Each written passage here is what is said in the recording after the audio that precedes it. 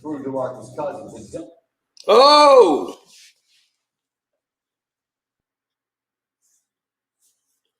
Well, there we go, good people. There we go. One more game.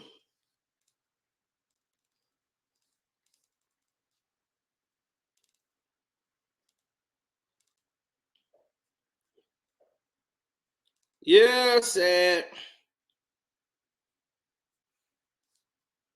I mean, we can all sit here and say how sad we are because that was a devastating injury we saw.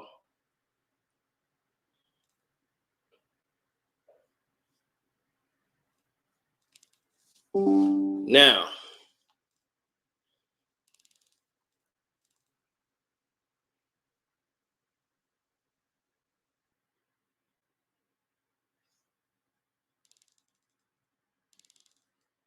yeah, well, every time you blink, they change the game. Anthony Davis went down in the second quarter doing some damn parallel spin. We like, what the hell? We looking at him and we can't even understand what in the world he was doing. The game today was a complete ripoff. They cheated for the Los Angeles Lakers today, but I knew they would. The Lakers were 5-point underdogs, and I thought I was going to get burnt. So I went and betted, took the Lakers, said, Lakers +5, please, because I knew. Oof, excuse you. Now, I knew what they were going to do.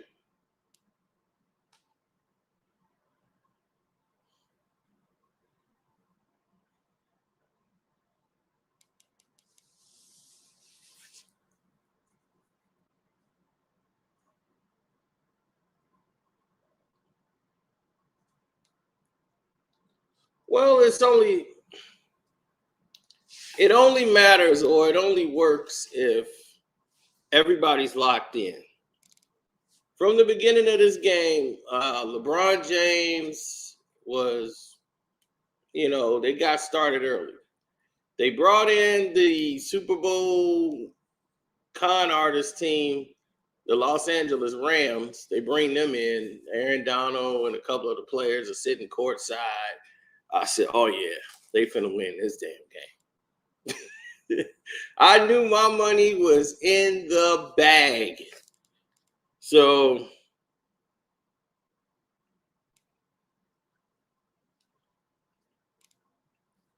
everybody talking about Mr. Glass came back. Mr. Glass is back, see, though. Now, going into the game, the Lakers started out fast, and the Jazz was like, we're better. So we finna show you we better. So they came out and was showing them they better with ease. With ease.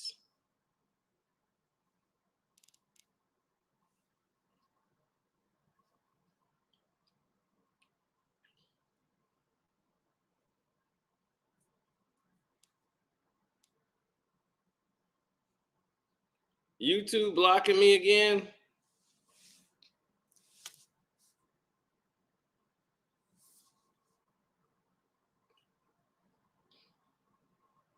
AD unfollowed Snoop when Snoop called him soft. Look, we're not laughing at a player being hurt. We're laughing at the ignorance that just seems to take place. Like, he got hurt doing something so stupid. He's catching the ball instead of just catching the ball regularly. He came down on Rudy's foot, all incidental, but he doing some parallel in the air to get the ball, comes down, steps on an ankle, rolls it, and I'm like, are you wearing low tops?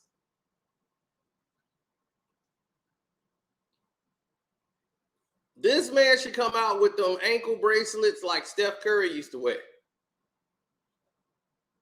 Curry got sensitive ankles.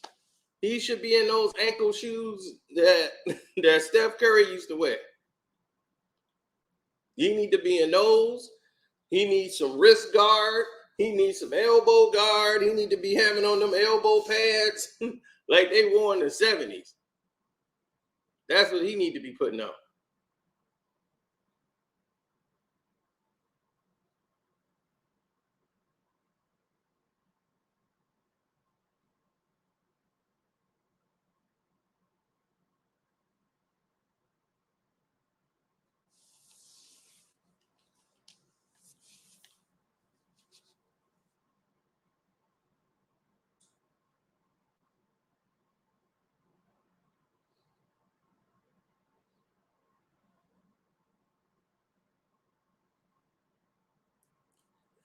Right. As soon as you saw that big swole head Aaron Donald, you knew doggone well what was going to happen next.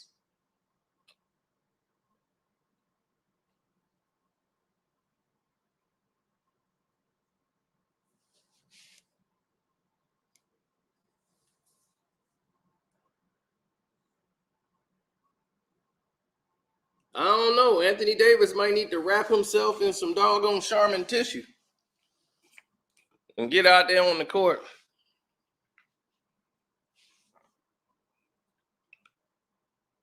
Oh, Utah didn't choke the game away. They got choked. They got choked. The referees, the mob happened. I was just sitting here laughing because I bet it with the mob. I mean, look, it was criminal, but hey, I bet with the criminals. So I'm like, look, I bet with the criminals.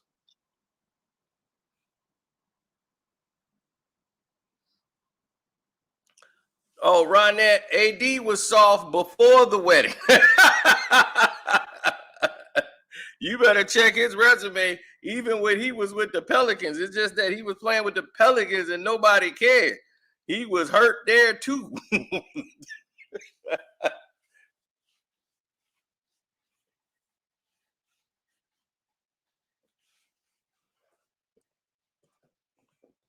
Oh, Silver Slipper came out and started talking about the mandates of New York City. How we've been saying it since the day all of this came about. It was like how, Mabamba and everybody else who don't want to take the vax can play in New York, but because they're not on a New York team, it's okay. They can come in New York City and play. And they're not vaccinated. That's crazy.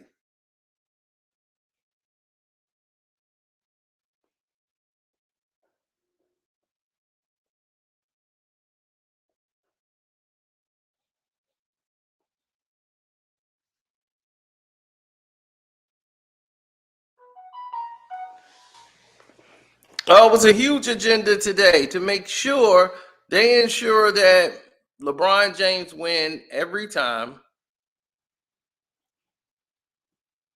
This is what they need to do. They got to start cutting some corners.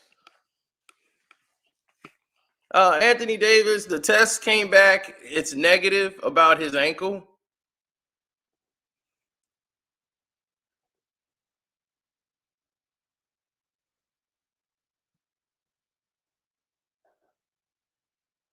Put some disrespect on Bron's name. No problem, Don Prince.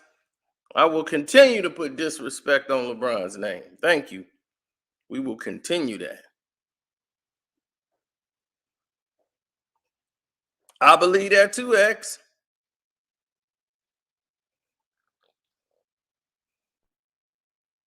Do it look like I lost?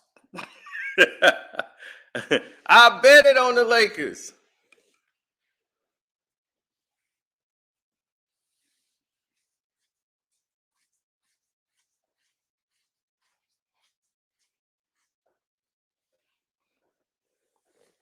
I told y'all.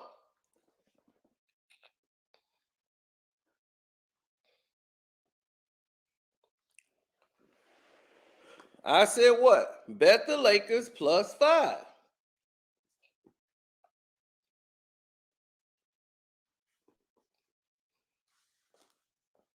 when they was playing the Lakers, I mean, they playing the Jazz. I'm like, who the Lakers play next? The Jazz? Oh, they'll win that game.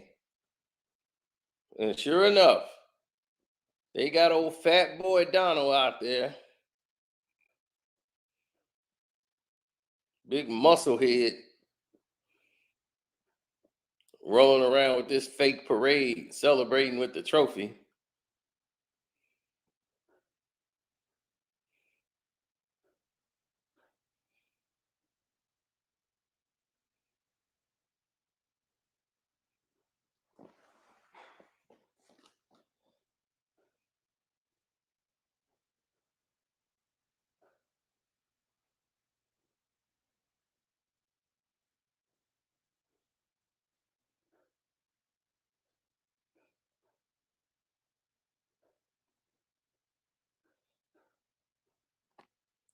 Sure, if I pull it up again, I'll show you the bet slip.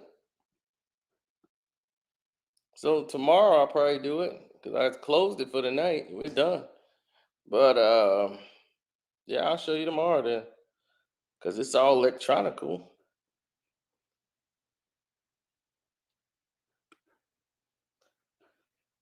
No, I knew better than to bet. I bet them on different sheets. The team that screwed me up today was the Phoenix Suns. There's a lot of teams got screwed up today. The Knicks collapsed and let Brooklyn come back. That ticked me off. I had no business betting on the Knicks.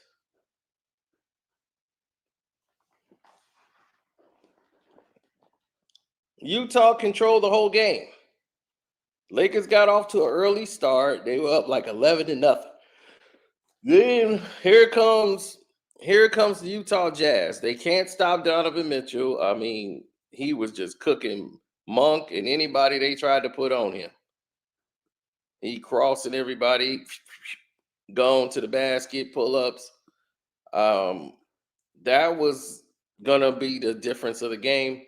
But a person that froze and cost Utah really the game was O'Neal. He was terrible.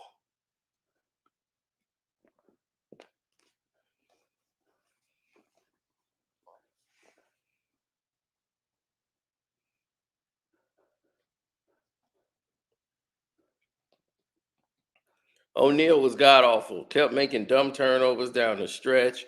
Left the guy open for three at the end. And that 12-point lead, they just swallowed the entire whistle in the fourth quarter. The Jazz couldn't get a call. They deliberately took fouls and they wouldn't get called.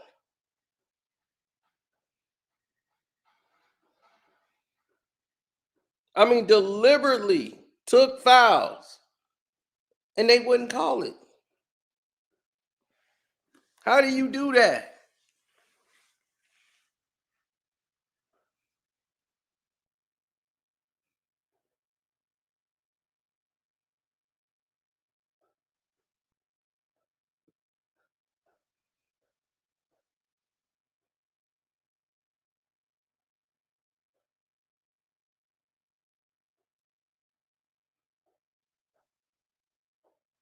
Oh, they tried to take fouls. They wanted to let LeBron get his dunk in transition. So they didn't call it and they took a foul and they was like, hey, we took the foul. They wanted LeBron to have that moment. You get the little play down the lane, lay it up. And like, we fouled this bastard 5 plays ago, like 5 seconds ago, right here in the backfield court. Don't matter. We ain't calling it. So when the game is on the line, it was a 1-point game. Bogdanovich hit a 3, made it a 1-point game. Russ gets the ball. He's holding on to the ball. He drives. And while he gets drive, Rudy Gobert takes a foul on Russ, pushes him. Poof. No foul is called because they know Russ is a bad free throw shooter. So they let Russ kick the ball out to an open wing. Now O'Neal decides he wants to double LeBron James. Who the hell won't need to guard LeBron James in a double move? You would give up a wide open 3, O'Neal, rather than a 2, which would make it a 1-score game. You would go and give up the 3. That would make it a 2-score game and basically put you out of it. Then at the end of the game, they're up 2. The inbounds pass comes in. They grab my man's, that was over there. What is his name? Monk. They trap him. All he got to do is hold the ball. It's 13 seconds to go in the game. You could just hold the ball. Why the hell would you pass it to Westbrook? But he passes it to Russ. Then they foul Russ. Now Russ can go to the line to be the hero. Russ played a decent game. Like, he didn't make no mistakes really today. So if anybody was wanted to be proud of Russell Westbrook, this was your game. He didn't make any type of moves that would cost him in this game. No sirree, Bob. He was poised. Didn't get out of control. Played within himself. Of course, he was bad on the free throw line, but he hit those 2 when it counted. So he was able to redeem himself. Plus, the refs weren't going to let them lose.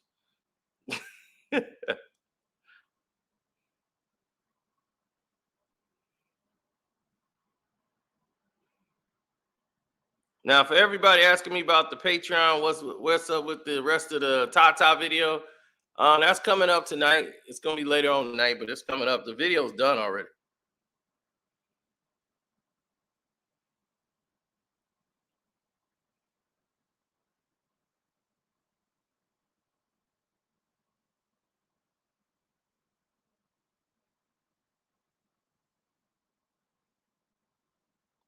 I mean, that pass irritated me by O'Neal when he should have shot the 3.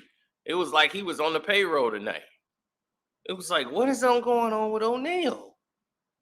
Like, me and him would have a talk in the locker room. I'm like, dog, you gave up a 3 to this doggone Wagner.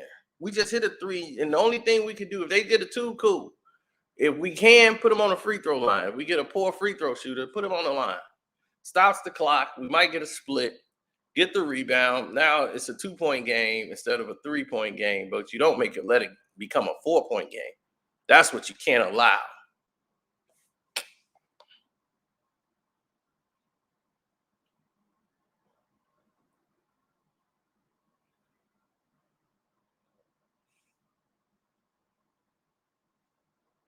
I don't know why would you put a picture up of yourself and say something as stupid as what you just said right here. If you meant LeBron James would wash Michael Jordan's underwear for him in Michael Jordan's prime, yeah, LeBron would have probably, Michael Jordan would have probably made LeBron wash his underwear.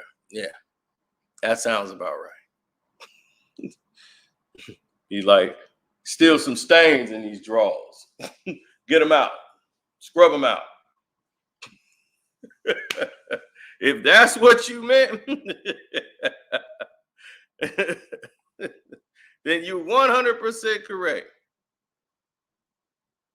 Look, Russ he feel happy about today. He feel happy enough to say and get on the StreamYard to say they going to the finals this year. Go ahead, Russ.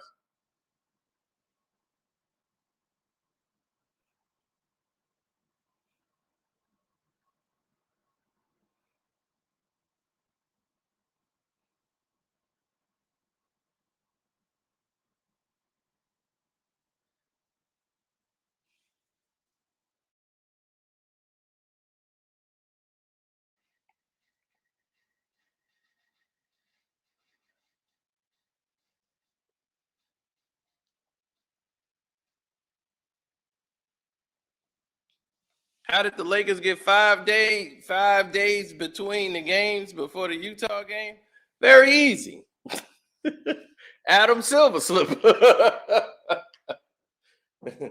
Find out when their next road game in about 3 weeks. So they basically been at home for 3 weeks. Ain't really been on the road.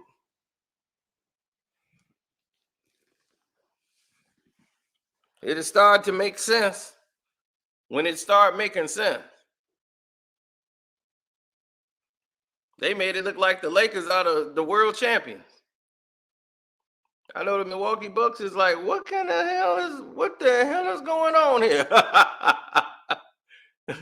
How the Lakers getting all this love? They get to sleep in their bed all damn night. I forgot the Utah Jazz on punishment. I forgot what they said about LeBron ugly ass. He said they been on punishment. On punishment.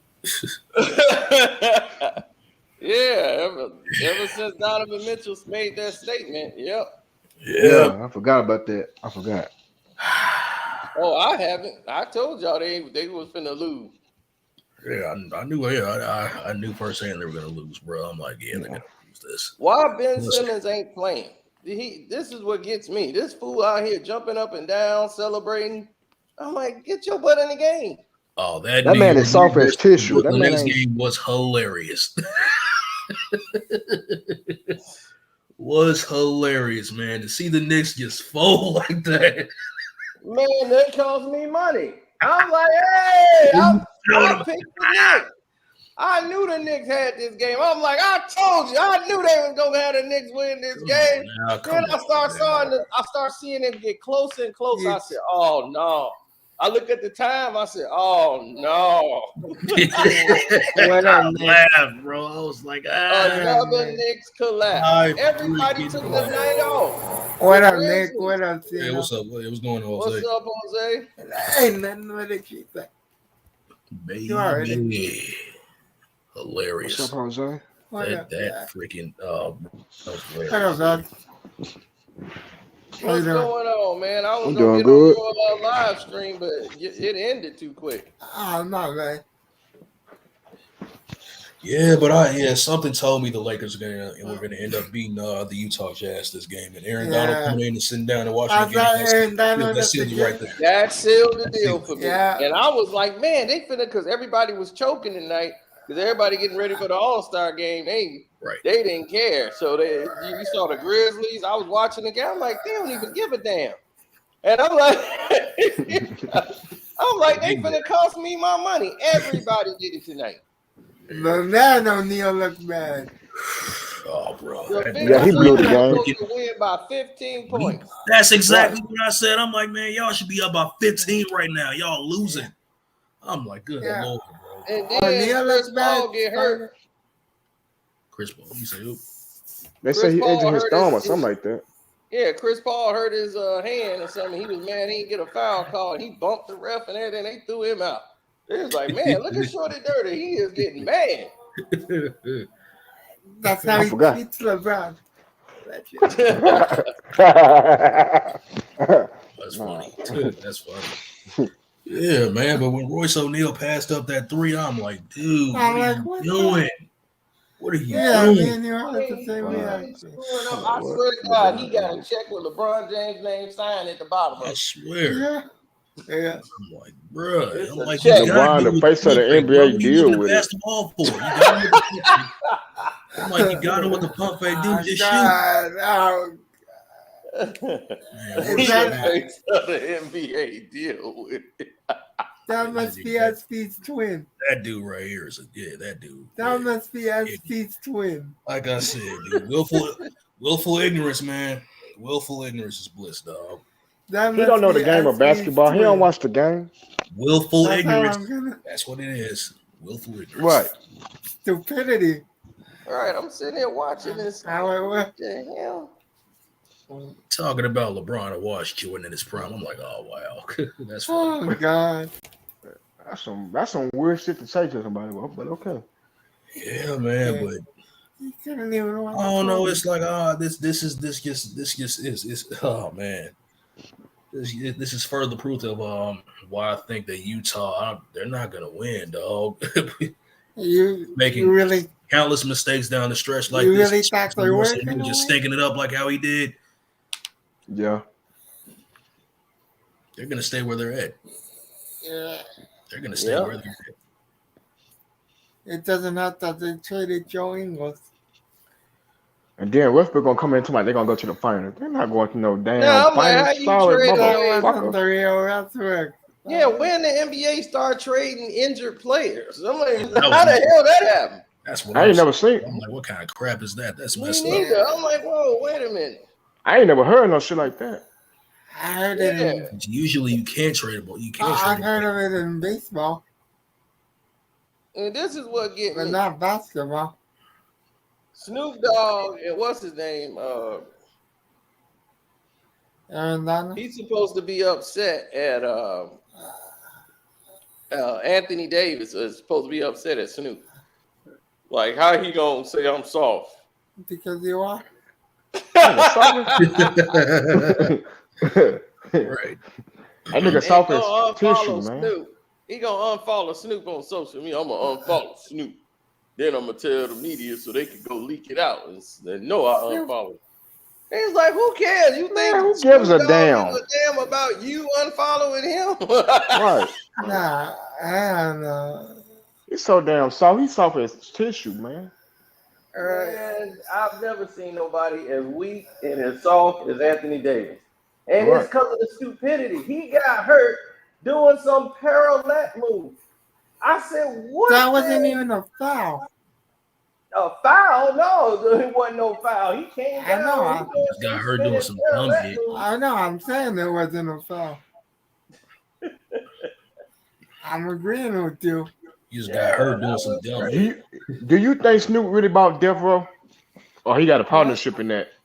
Snoop brought No, he owns the name. He owns the name, not the music. Yeah. Right. Oh. Okay. Shout out to Tennessee for that. I know Suge and Jay gonna whoop Snoop ass, but nah, you know Suge, Shout out to Suge Knight. Free that man. The media be bashing that man. You can say that. I mean, it was like soon as he went down, Reggie Miller was Soon as he went down. Yeah. Wait, Reggie Miller. I mean, look how they clown him. From the moment he go down, the commentary was hilarious. Yeah, it's like,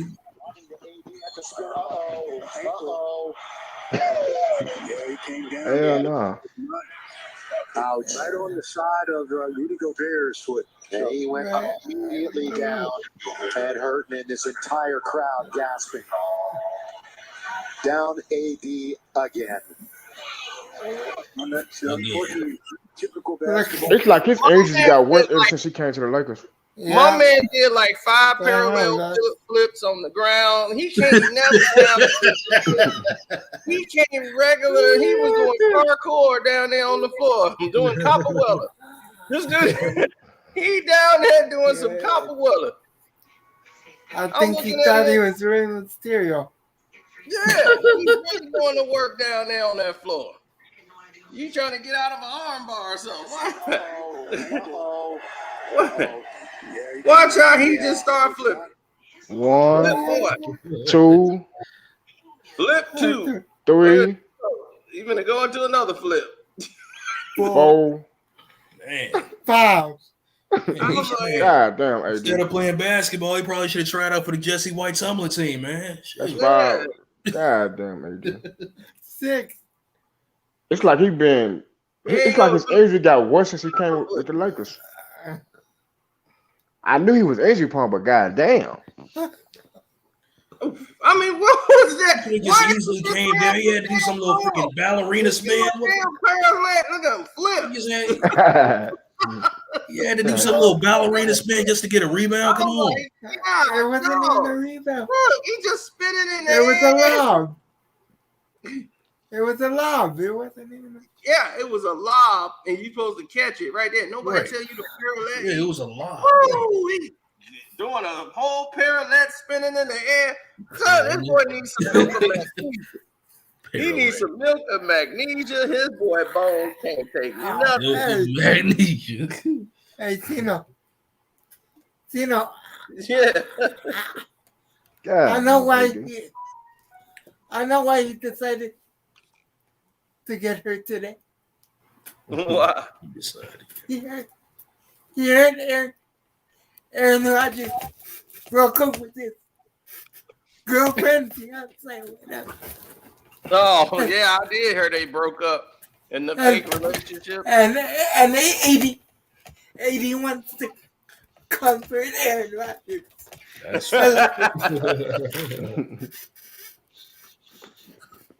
yeah, man, Mr. Glass. Once again. He done for the season. He ain't coming back. I hope not. Now you I said hope he never comes back. the ankle sprain that came out. It's not severe.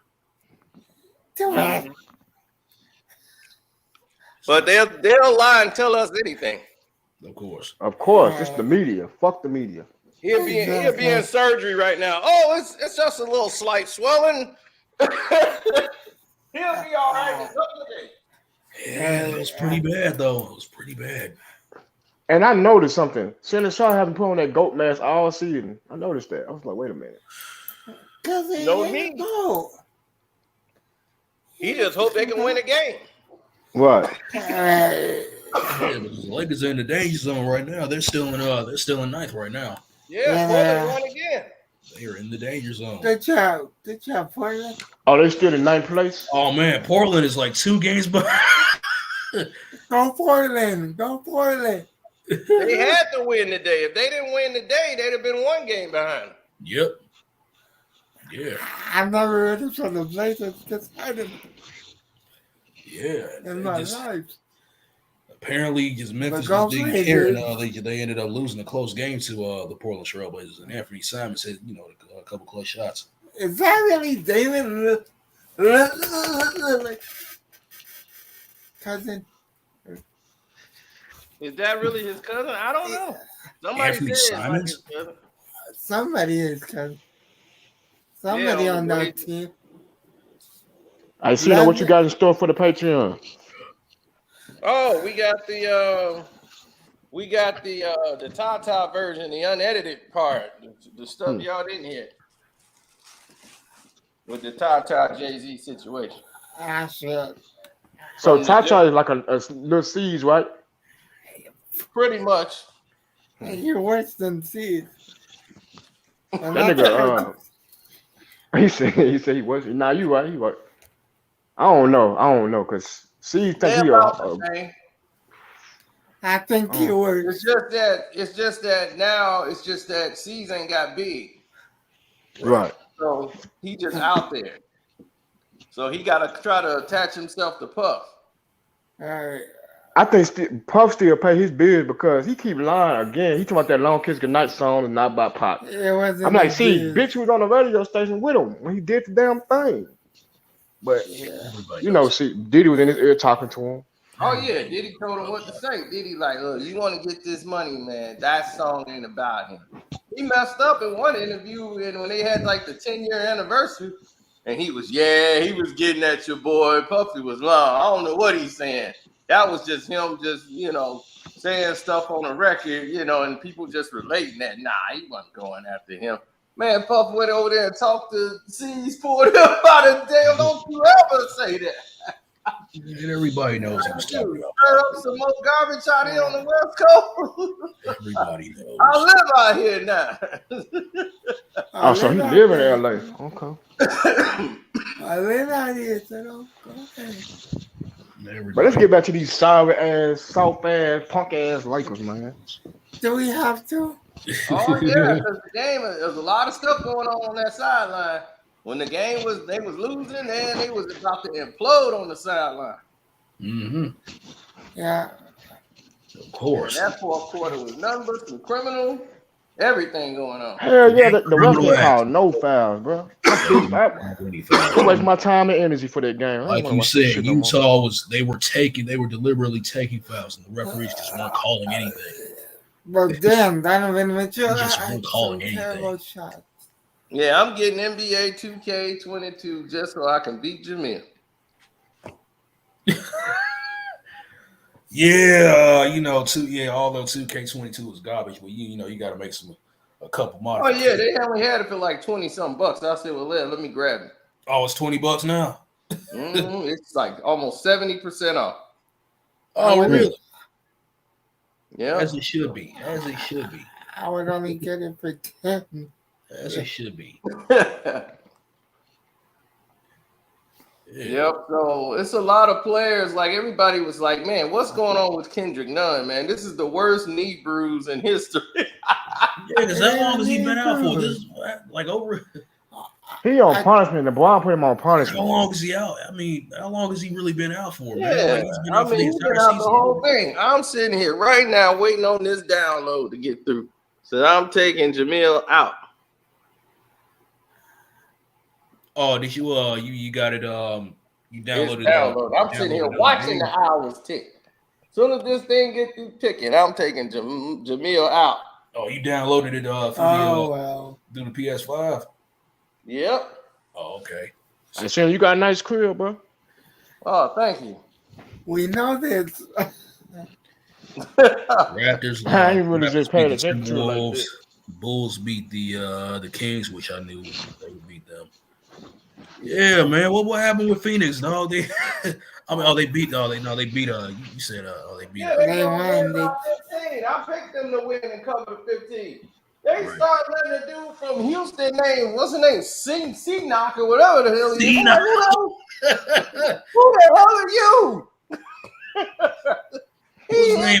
Alperin Singun, whatever the hell his name is. Yeah, Senko or whatever. I'm like, who the hell are you? Where you coming from? What the hell you doing in my game? Don't give me my money. And everybody laid down tonight. I said, yeah, everybody laying down. It's All-Star Weekend. Right. Right. That's why. Yeah, that's how Memphis lost. Apparently. Yeah, they didn't give a damn. Oh, I forgot All-Star Week Friday. I forgot. Yeah, so they took the night off. I knew exactly what it was. I said, yeah. But who the fuck wants to go to Cleveland? That's a great question, actually. Nobody. Man, I played Jamil on Gavin's thing, man. He couldn't miss a three. I had defense on him and everything. I'm like, wait a minute. This don't make no damn sense. 2K22 is going to piss you off, dog. I'm telling you, man. It was pissing me off then. I got Luka. I'm like, Luka Doncic can't hit. Yeah, dude. Any damn body he pull up with on his team. I'm like, Luka can't hit a step back. Exactly, man. I mean, 2K, they'll make you miss easy layups in the lane, you know, when they're right. Then I can get fouled and they can't even call it. He allowed to just push me. I'm like, damn, this is the LeBron. Yeah, they're allowed to push off. They get away. Yeah, the people get away with certain fouls and shit. You know what I'm saying? That you really can't stick defense on there. I mean, shit, it's terrible, dog. It's terrible. You can't rotate. You know what I'm saying? The recovery on defense is just terrible. It's lackluster. It's terrible. Yeah, exactly why I'm waiting on 23. 23, they don't give me no hope that 23 gonna be any better. Right. It's garbage, man. I had to freaking modify the CPU and user sliders, man, to make it somewhat playable. What's going on, everybody? What's what's going on? Switch What's Live up, man? Media. What's up? What's up, man? No, I we just ain't checked out laughing at that Lakers AD game. hurt. We laughing at this dude and the way he acts. Like we laughing at the actual act. It's like this dude always get hurt for doing something stupid. If he'd have just went up and grabbed a rebound like a regular NBA player instead of trying to do some parallel stuff in the air, he doing like he in the ice capades or something. He jumping up in the air doing a parallel spin trying to come down. I'm like, the hell you doing? You too brittle for this. Hey, another thing, he got to stop wearing them. He got to stop wearing them low top Kobe's too. He's 7 feet. He shouldn't be wearing them low top Kobe's. Them is for a 6 foot guy. Exactly. They ain't for basketball, period. They Period. for fashion.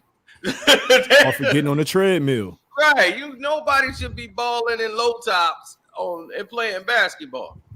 Definitely not a big man. Kareem showed you that when he turned his ankle in the finals when Magic had to come in. He had on them low tops. I'm like, yeah, Kareem, you had on low tops. What would you think? Wow. See, people don't talk about that. Oh, they talk about it. That's what made Magic career. When he came in and played center for Game 7, and they won the NBA title.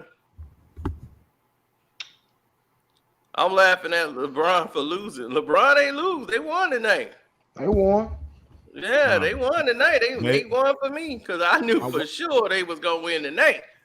Then I saw that big musclehead Donovan out there. I said, "Oh yeah, they definitely gonna win tonight. This is a TNT national televised game." Mm-hmm. Put the pieces. Do you together. think Donovan overrated? Nah, he ain't overrated. No. We good? Okay.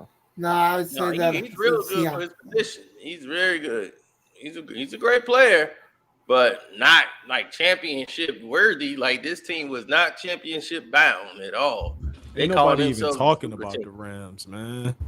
Right. It's like, dog, we know what this team was. This team was put together. Like they put together so they like we gonna make us a super team and then they still couldn't get it done. They had to cheat the hell out of everybody. Every team. They cheated the 49ers. They cheated the 49ers with Jimmy G. You couldn't blow Jimmy G and the 49ers out? I'm like, what the hell? That's why I'm mad at Dallas. I'm like, come on, Kellen Moore. Looking like radio out there. I don't know what the fuck is he doing. Like, why is he still a play caller? I'm not a Cowboys fan no more. I'm just a football fan now. he's like, I'm done. No, the thing is that they finna get what's his name one more year. I'm like, and then they gonna try to get Sean Payton. What the fuck we need to do? What he do to get to the play calling anyway? He haven't done anything. He was a backup. Like what the fuck? X. That's Jerry. Jerry don't want to. He want to stick with his guys. It's like Jerry. You can't fire the guy and keep the guys that he brought there. You gonna have to clean house. They all got to go, Jerry. That was his forgot problem. Jerry like P. Diddy of the NFL. I was in the spotlight. Like, sit your ass down, bro. Yeah, it's about Jerry. That's why that was the demise of the Cowboys.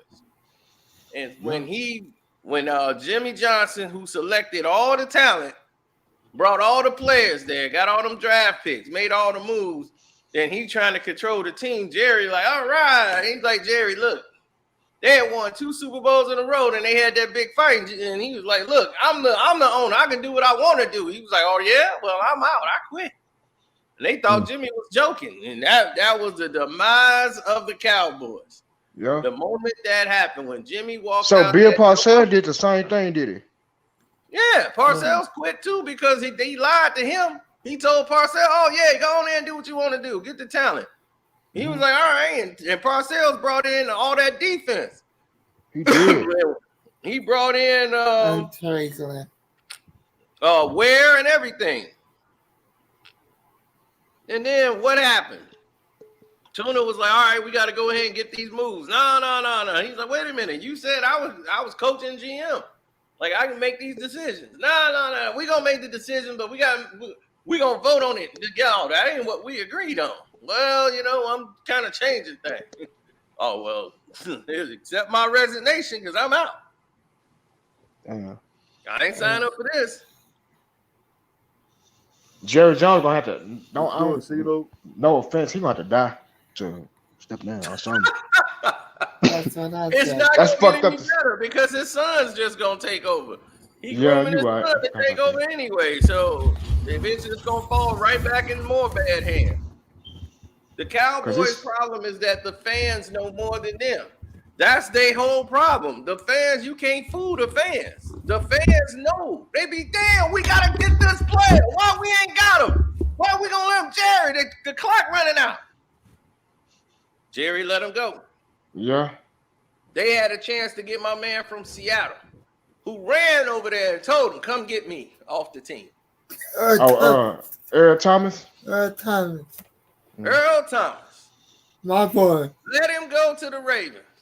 And he could have been right there with the Cowboys. Man, Jerry gonna buy a new heart. The Seahawks. All you had to do is Earl Thomas. Jerry gonna buy a new heart. He said gonna buy a new heart. Boy, you hell. He said, come get me. Now, with a player with that kind of motivation who hates Seattle, who the team you trying to beat, and he ready to go, you go get him. Hell yeah. That's what they was like, man. That's what my boy like Jerry must be getting soft. Normally Jerry would pull the trigger on a move like this. Why the hell he ain't moving? I was surprised. Because he a Cowboy fan. And it was like, why wouldn't you go grab him? I'm like, that was a big blow. They tried to stick it out with what they had. And they happened. They cornerbacks and safeties got cooked. And I was like, man, look at that. They getting cooked. And the whole answer was right there the whole time. I'm like, and that's y'all costing y'all seasons. I'm like, now you got to start the whole season all over again. Yeah. Do you think Michael Parsons overrated? No. Or he? I wouldn't say he's overrated. I don't think he get that much publicity anyway. Exactly. He good. I'm gonna say he good. I like his mentality. Cause I heard his interview. He ain't like the other Cowboys. Like I he like kissing him. ass and shit. Okay, I respect him. And then they keep bashing Mike McCarthy. I'm like, Mike McCarthy won the Super Bowl. Mike McCarthy thing is he came into a situation and the whole attitude was win now. Right. The very first year was absolutely terrible. They applied a whole new system to some guys that was programmed and basically to play another way. They were like, whoa, wait a minute. We don't play this way. Like the way you trying to tell us how to play don't even make sense. So it was like guys were not bought in. So they got rid of all those guys who was under the old system, brought people in that was new, young, ready to play. They're not used to this losing. So Diggs came in from Alabama, and Diggs is great. And he overachieved what he was supposed to be. Now, Diggs is good at having instinct of knowing where the ball is. He's always around the ball. And they call a ball hawk. He just always around the ball, like Teddy Bruschi used to be for the Patriots.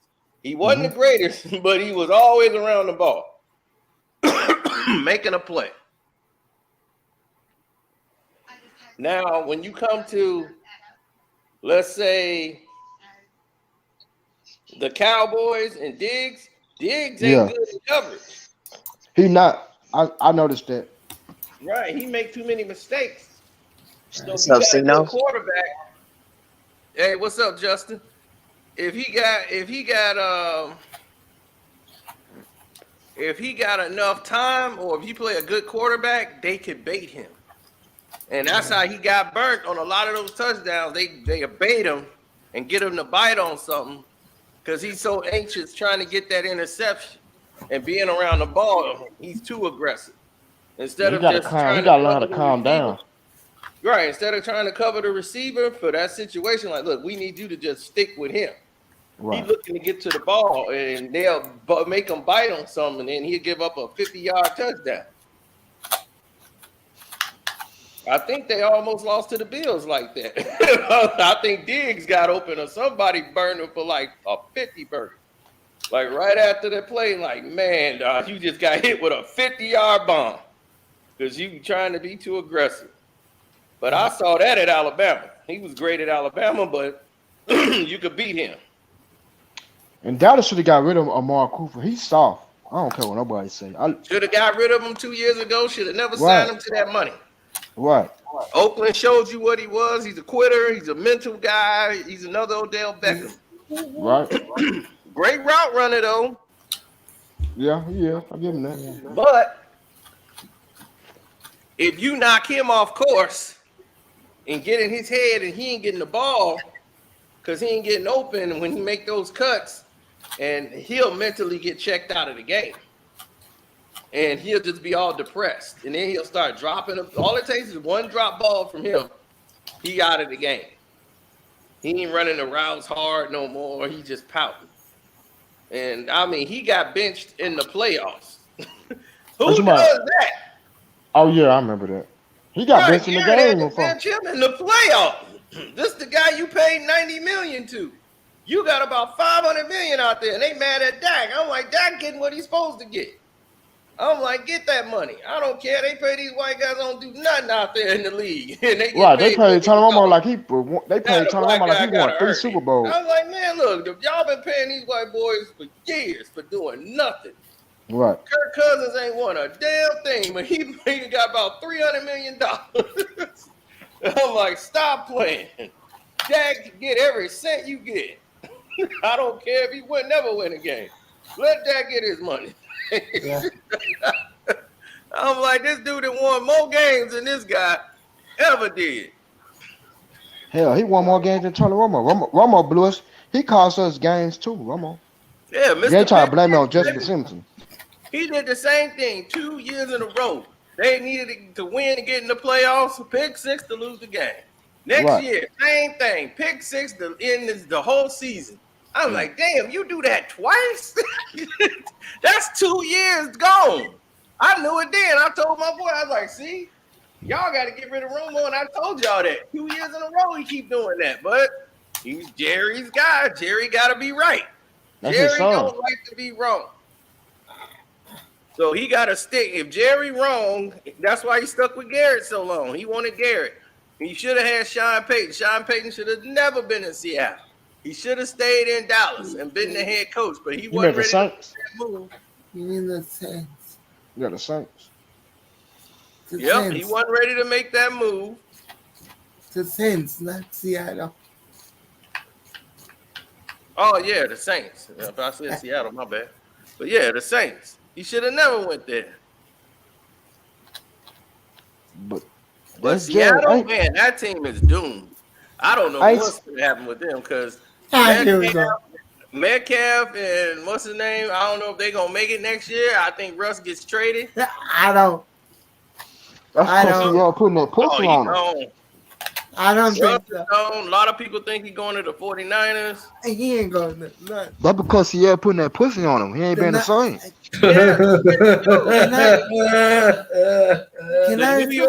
The New York Giants want him to be the quarterback. That pussy is venomous. Yeah, Danny Dimes, they're ready to move Danny Dimes and get away from that experiment. They want Russ to be in New York, plus Sierra, she want to be back in New York. Told you. I told you.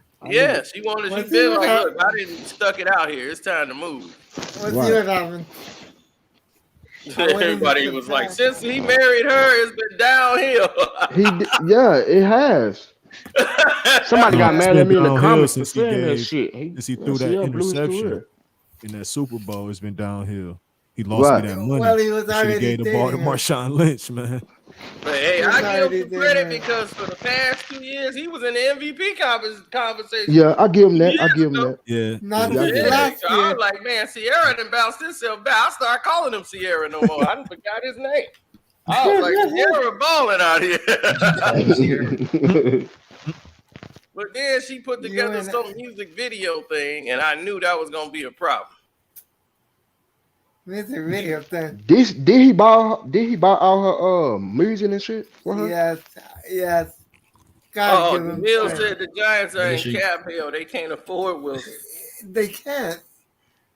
Oh, they can. All Seattle need is Danny Dimes. Oh, yeah, right. Get the fuck out. I'm saying like, oh, yeah, right. Gino, I love you. Man. I love you, but get the fuck out of here. Is that you and Pete Carroll in the thumbnail? Yeah. Oh crap! Oh yeah, you got Pete Carroll. Yeah. Hey man, your Pistons beat the Celtics. Oh, I saw that game. I watched that every tick of that game. I watched every minute of it. I'll laugh. Oh, you met Pete Carroll, bro?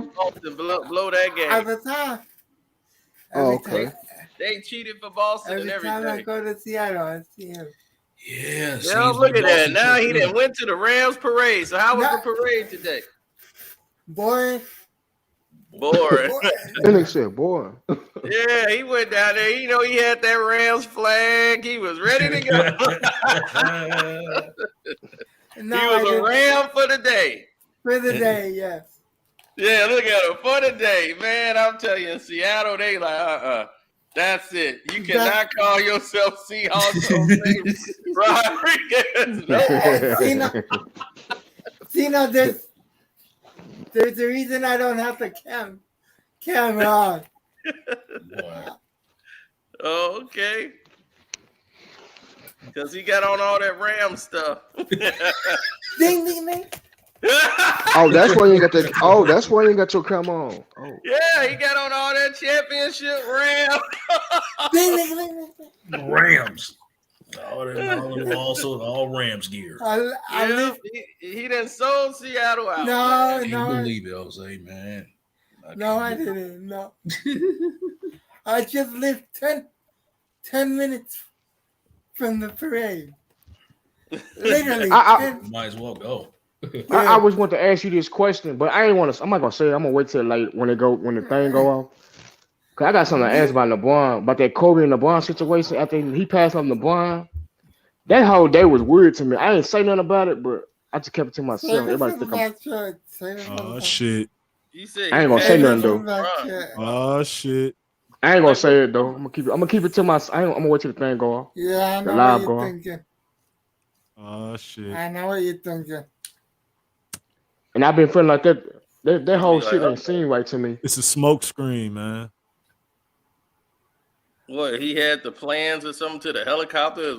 What is he talking Oh about? shit. Nah, not that. Nah, not that. Nah, not that. It's just like I feel like I ain't gonna say that. He what? You know what? Like, you know what? Tried Fuck to it. benefit off of it, and I was Go fight him or something. It was like something weird with that shit. Yeah, it all seemed very weird because the night he just passed him. Then In his all hometown. happens right after. It just happened.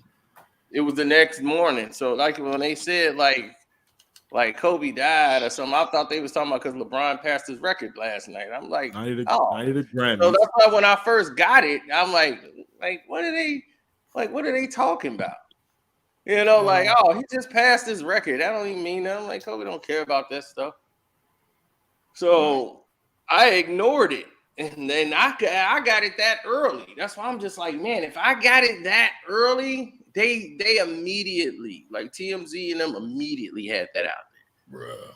Because for me to get that like hit up and somebody to hit me like, yo, Kobe died last night. Still like this morning. They said, man, Kobe died this morning. I'm like, nah, because I sent the message back like, nah, man, LeBron just passed his record last night. And, like that was that. And it was like 20 minutes later, it was like, bing, bing, bing, bing, bing, bing, bing, bing. I'm like, what the? Then it was like, Kobe, I'm like, wait a minute, let me get up and look at this. And it was like, superstar Kobe Bryant passed away in a hug. I'm like, I did not believe it. Right away, I didn't believe. It didn't seem real, man. I didn't believe it was like legit. I'm like without some corruption. I saw it on CNN. I saw it on CNN. That happened. Yeah, that morning. Right away, my whole black meter went off. Ding, ding, ding, ding, ding, ding, ding. They murdered Kobe. I'm like, somebody took Kobe out because he wasn't with the program. I was like, oh, this ain't. I'm going in. I was like, I want to know what really happened. I was like, I don't care what they tell me on TV. Yeah. They can't even get Bob Saget right. You see the family out there. You see what the family then did. The family then went out there and they blocked all the medical records from being, shown. All right. They just did that now. Like, why are they so determined not to show anything? They just want this to go away.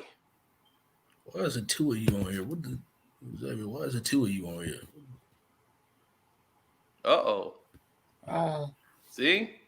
Corruption didn't happen. Yeah. Now both of them gone. What then went down? We talking about the wrong topic. Yeah.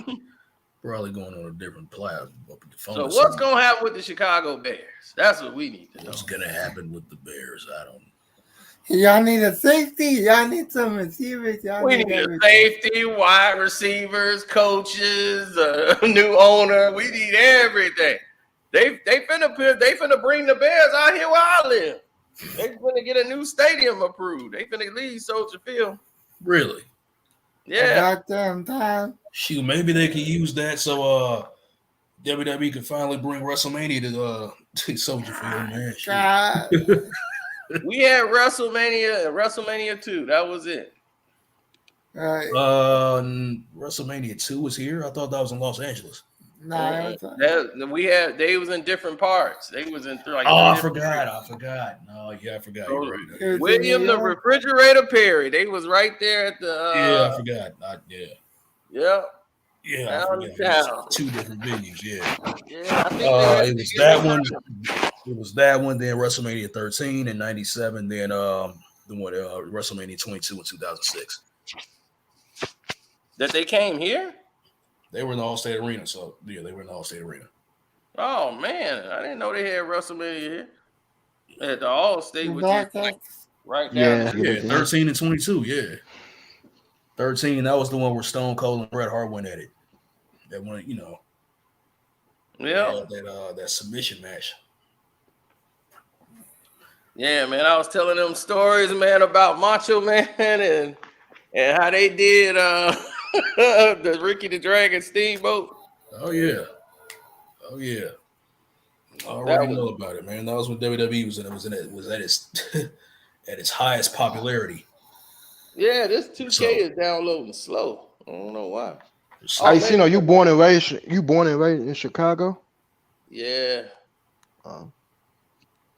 Yep. As am I. But you from Chicago? Yeah, too? Kanye lived out there. He lived by Kanye, where Kanye used to live. Man, Kanye is not from here.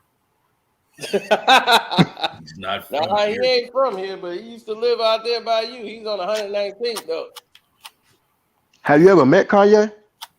I've seen him a couple of times, but it was like it didn't mean anything, not when he was like the Kanye West. Yeah, he was still trying to get right. We met him when they was calling him King. And all this. Yeah, when he was still hanging around at Chicago State University, man. Still going around there. Yeah. Kanye used to be a nerd. The Donda house is on South Shore over there on 78. Mm-hmm. That's where he didn't live there he lived there early on in his life. They moved from that house and moved all the way out towards to Beverly in that area. Yeah, where it's nice out. Yeah. Yeah, they were like in a you either anything past like where Derrick Rose and them went on Vincennes changed it to Beverly at the 95th Street. So you talking about Vincennes, like what, like 96 in Vincennes? That's the there is no 96 in Vincennes. It's after 96, it turned to Beverly. That street turned to Beverly. So that's why they always consider somebody either you a Beverly Negro or Vincennes Negro. No, not Beverly. Like when you go like shit. Well, fuck. Like when you like right at the Evergreen Plaza, like what Borders used to be at, the bookstore Borders. Mm-hmm. Yeah, farther back. That's still in that direction. But Vincennes is going Vincennes from 95th on down is Vincennes. That's what I'm talking about. Yeah. Yeah, that take you. That's where the elementary school that I went to. Right, they take you to Simeon. That's the hood. So they consider that the hood. The street Vincennes stops at 95th Street, and so 96 is the street name is over. It turns into Beverly. So now it's 96 in Beverly. I guess they turned it into Beverly shit, I guess. Right. So it's not, the name ends right at 95th and then it turns into Beverly. So it's like, so the Beverly people are like the bougie. And from 94th all down and Vincennes or whatever, 95th is the dividing line with Vincennes and Beverly. So that's what they'd be like, you a Beverly dude. You from Beverly. You don't go over there. If you was in 95th and Ashland, you know what I'm saying? You're 95th and Ashland where the Third Baptist Church is, and then then you go further up, and that's where Evergreen is. Right. Well, yeah, Evergreen's on Western. Yeah, but on Vincennes, that's where Simeon is. So if you was up there in Beverly, you didn't even qualify to go to Simeon. You went to a good school. What they consider. You think Ben Wilson would have been in the pros if he never passed? Yeah. Benji was definitely going to the pros. Yeah, he was nice. Absolutely. He was Carmelo Anthony. Yep. For real? Smooth game. Nice post game, very, very feathery touch, you know what I'm saying? But Benji problem is he had a lot of mouth. Mm-hmm. He had a lot of they said that too. Of mouth. He had a lot of attitude, he real cocky. Yeah. Mm-hmm. And it cost him. Yeah. Yep. Had that argument with his girl. He was in a bad mood. His attitude got him in the. Yeah. Just happened to be the wrong place, wrong time. And then still when that happened, he could have survived. They took him to a wrong place. Now, because of that, there's a trauma unit like everywhere down there. Right. They took him to a hospital that didn't have a trauma unit, so then he had to take him to another place where he had to go to the trauma unit. By the time he did that, he had lost so much blood. Yeah, he ended up passing away. Yeah. I remember you telling a story about Wu-Tang. They were throwing it was like a brawl, like it was a fight, and they hit you in the eye, a glass hit you in the eye or something like that. Oh yeah, Ghostface hit him in the head. Ghostface hit him in the face with a bottle. Yeah. That's a funny night for now to looking back, but shoot, I'm like, I still got vision damage from that night. Yeah. You get paid from that? Yeah, they paid for, like, my hospital got paid for. When it was said done, I walked away with some G's, but it ain't nothing like to replace your vision. Oh, okay. Yeah, didn't you say you ended up missing the entire show after that? Yeah, I heard the whole show in the back while I'm waiting on the ambulance. I'm like, damn, I'm missing the whole concert. I was on stage and everything bleed. And then that's the thing is the guys who started all this, once they saw me bleeding, they gonna leave. They was like, oh man, Wu-Tang. Wu-Tang. Oh man, they look what they did to Homeboy. Yeah, let's get up out of here. I'm like, look, y'all came in here and ruined the damn show. We gonna get out of here, man. Oh man, Ghostface ain't messing around. Skip that. Yeah, they extorted Pink House for that. Man, they had to pay Pink House. Pink House paid them $10,000. Yeah, didn't they end up? Their car ended up getting shot at. Ray and Ghost car. Yeah, they got shot at when they pulled up. Yeah. So they in Pink House got extorted, and he was like, "Man, we gonna need 5 G's at least to perform." And Ray was like, "F that, 10." Like, I want 5 too, man. And he knew they was gonna tear that place up. And like, I wasn't gonna tell the cops on Ghost. Like they wanted me to give up his real name, right? I'm like, I ain't trying to put Ghostface in jail. Hell no. Even though he whacked the shit out your ass with a bottle and shit. I'm getting stitches put in my eye by some amateur, and they trying to teach this guy what to do. And this guy's instructing him. I'm like, dude, I'm getting a major stitches done over my eye. You got some rookie doing it. What the hell? I got insurance. Yeah. Get me to a real hospital, but they just took me to the closest hospital, and they sit there.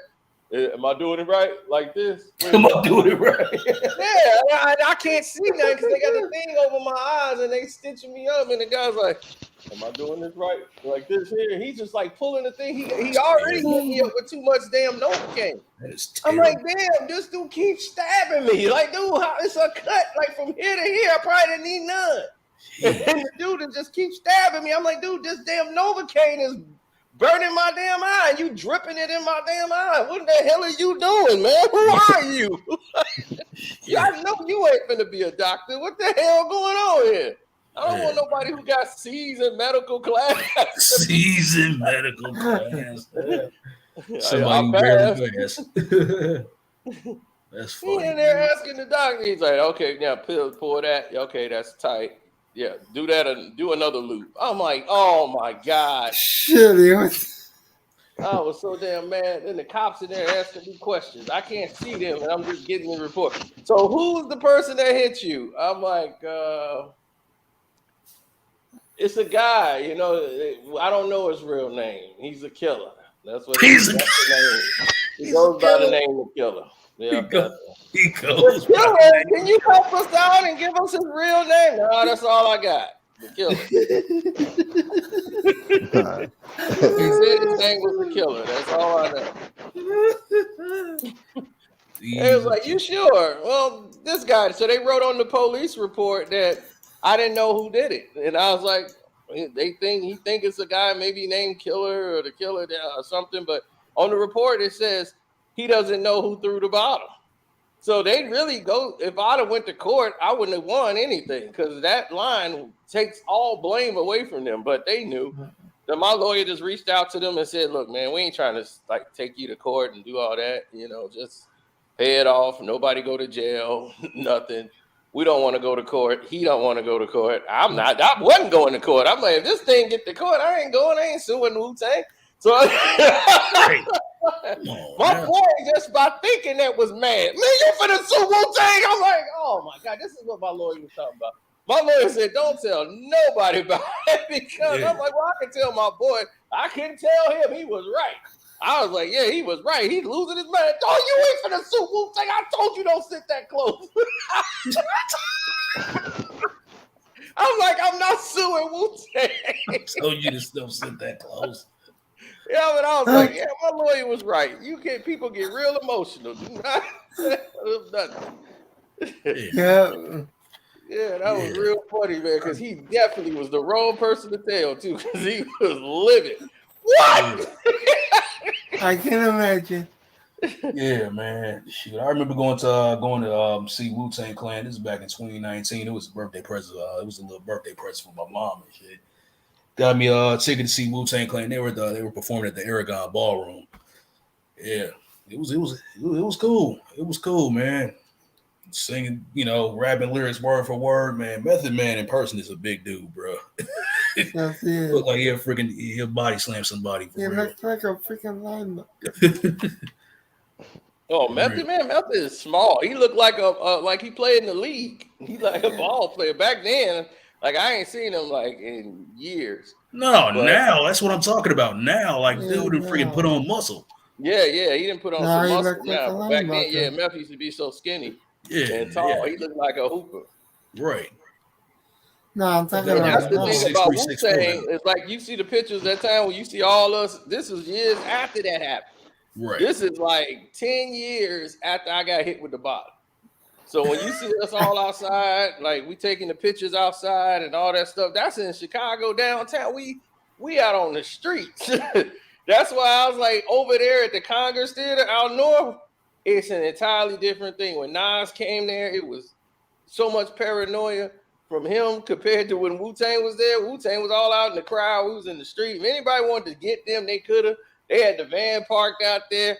Capadonna was out there. My boy still trying to get him to smoke weed. I'm like, dude, he just told you, dog. He's like, man, I'm trying to get clean right now. I'm getting right, with a law, man. I ain't trying to smoke right now. I'm cleansing my system. He's all right. And the next thing you know, he offering him another hit or some weed. I'm like, dog, he don't want to smoke with you. Don't want to smoke, dog. Go somewhere, and if you gonna smoke, go over there and smoke. Yeah, do that on your own accord, bro. You trying to get Capital to smoke with you, boy. Yeah, RZA wasn't even trying. RZA didn't want to be around nobody. RZA was like, yo, man, original thought, original mind. And that's all he kept telling people. Anytime somebody came over, like, yo, man, original thought, man, original mind. And he was beelining into the bus. He didn't want to talk to nobody. That's how he really talked. Oh, yeah. Yeah. RZA talking riddles. RZA talking riddles. That's why I didn't get a picture with him at all, because he was like, yo, everybody was posing. We were taking pictures. Me and Ghostface got the champagne bottle, big Ghost is sitting there. And dude was like, man, ain't that ironic? He hit you with a bottle and now y'all popping a bottle.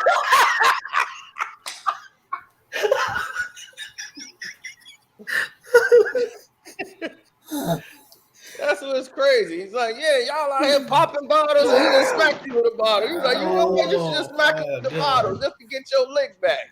I'm like, you know, Chi-Town brothers, we ain't got no sense. Any chance we can to crack a joke, we gonna crack a joke. Right. What do you say? That is freaking hilarious. Oh, about hitting me with the bottle? Y'all don't remember that. I mean, we wouldn't even discuss that. No, what did I don't want him to say, I don't want him to snap out. He might be like, wait a minute, you the mother that got my money now. I lost bread. I lost 20 grand. Right. No. Hilarious, dude. No, what did you say? Oh, what, to them? Yeah, to them. No, to Wu-Tang? Oh, no. We was just sitting there chilling. We ain't never bring it up. No. Oh, you talking about to my buddy? Yeah. Oh, no, we were just laughing. That's just how they are. When they see the picture, that's exactly what they think about. That's freaking hilarious, dude. Yeah, they crack it up. That is hilarious, man. Yeah, Raekwon was high and coked out and everything else. I'm like, dog, Ray, what the hell going on with you? That's what I knew Ray was doing too much. I said, Ray, you doing way too much. Yeah, he do like he do coke a lot. Yeah, he was too. He was doing angel. He was. You could tell when dude that he was hanging with some dudes out west that he shouldn't have no business. Yeah. When was those pictures taken around? Like 05, 06? I would say 06, 07. Around 06, 07, okay. Yeah. So that was about 10 years after the bottle incident. Every time I saw Wu-Tang, something happened. I remember I had the other one with Old Dirty. Everybody was there. And I was already got my concert tickets. I'm riding the car. My car clean. I went over there, saw the girl, and I was just like, let me go stop by her job. And I don't know why. I just got my hair cut. I'm ready for the night. Knowing we finna go out to the concert, meet some other people.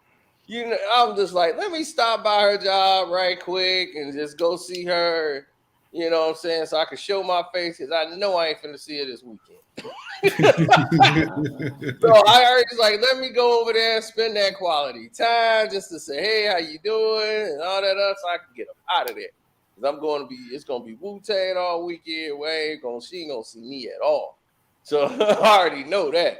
So let me go do this. I go right over there to go see her, and I drive on the street where they're repaving the road, and then they got they knocked down the road, so the sewer tops are standing up high, and the road is low, so it hit my oil pan while I'm going under. I drove over it, the sewer hole, and I hear boom. I was like, what the hell? And the damn sewer hole put a hole in the damn oil pan. Oh, and the oil was just leaking out, and the oil light just came on like, and then the car was just like shutting down, jerking. I was like, oh no, not today. Not today. Damn. Then they tried to extort me at the damn place. They towed my car to the mechanic shop. Then the guy was like, yeah, your engine locked. Look at this.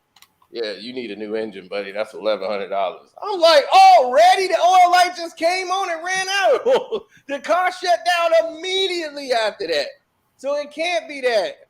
He's like, yeah, dude. So I called my grandfather. I'm like, and they said, I need a new engine, $1,100. And he's like, man, a new engine? The oil just came out. So they sealed the oil pan. I paid them to do all that. They sealed the oil pan up, welded it back. I had them tow the car all the way back to the house. Wow. And that's when my grandfather went under there, he was like, man, I could tell right now your starter is flooded. Like the oil, when it was coming out, all the oil, it flooded the starter. So the starter was gone. That's what made the engine cut off. And so the engine wasn't locked at all. That guy was just being an idiot. He was just trying to extort me. Because he's like, oh, this dude young. Let's try to con him. We went and replaced the starter. I had to go buy a starter for like $100-something. We put that in there, and he was like, you gonna do it. Me? He got me up under there. I ain't finna do it. You finna do it. It's your car. Man, so he in there showing me what to do and how to put the starter on the car. And that is exactly what was wrong with it. Just the starter. And we just refilled the oil in there. They sealed it up, so the car was ready to go. After that, but I'm like, after that, I was so doomed, like drained, tired. I get to the concert and I'm smelling like doggone oil. I had my hair done, my clothes on. I'm in there with some doggone boots, jeans, the whole night. I was like, man, I don't even feel like being here, man. I'm tired. Hey, do McNabb come to y'all family reunion? Because I know that's your cousin. Who? Donovan McNabb. Oh, if the family reunion, if he came to one, it'd be in Alabama. That's the one it would be at. Because, he's a McNabb. We are McNabbs. Okay. So that's the thing. And he from Eufaula, Alabama, too. And, that's way too small and too much of a coincidence. And he looks exactly like our cousins. So we knew right away, like, oh, yeah, we hear McNabb, we know right away. That ain't McNabb from Alabama? Oh, yeah, he definitely family. Nobody in our family better date him. Let's get So, we found out real quick. And it was just by coincidence because he went to the same church as my auntie. Right. So that's just how we ended up finding all that out. He was in high school at that time. He was going to, I think he went to Mount Carmel or St. Rita, one of them. But when he was playing football, he used to be out there just throwing the ball. He thought he was gonna play for the Bears. He said, "I'm gonna play for the Bears. Watch, I'm gonna be the quarterback." Everybody's like, "Boy, stop it. You're black." No. You ain't never gonna play for no Bears as no quarterback. So, and it's crazy because the Bears could have had him, and he was great as he was in the NFL. He definitely did something that none of them thought he could ever do. I feel like he should be in the Hall of Fame, but He should. So nobody. He took the Eagles to 4 the national championship games in a row. Right. They went to like 4 straight. He went there like 6, 7 times. They had been successful, and they didn't even never gave him any players. The only time they ever gave him a player, they went to the Super Bowl. He's like, they gave him 1 star, T.O., and they went and tore the league up, and they was on their way to the Super Bowl. It was like, well, they on their way to the Super Bowl. And then he didn't even play. Everybody, I'm like, T.O. didn't even play in the playoffs. Right. He sure didn't. He showed up in the Super Bowl. They got there without him. I think they could have won without him, to me. No, they needed him for the game. The thing is that their offensive line couldn't deal with New England. They were way too physical. And that was back when you could actually hit people. You know, that's how T.O. got hurt. He got horse collared. By Roy Williams, I remember that game. Yeah, the Roy Williams, the horse collar. So they had to make that a rule because of that. So there was all this stuff going on. McNabb never threw up in no huddle. he had a bruised sternum because the man who tackled him put his helmet right in his chest and drilled him right into the ground. And I remember that. Everybody like they wasting so much time in the huddle. I'm like, he trying to breathe. He got a bruised sternum because of it.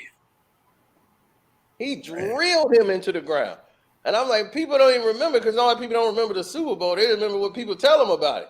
But I'm like, yeah, I remember. I was like, he was spitting up blood. He wasn't throwing up in the huddle. He had a bruised sternum. He was bleeding from the mouth. Like, people don't even remember that. He was still standing up throwing the ball. They're like, yeah, but T.O. was killing. I was like, who you think was throwing him the ball? Right. He couldn't get on the ball. He was throwing it to himself, running out there catching the ball. I'm like, who you think was throwing the ball to him? And they still almost won.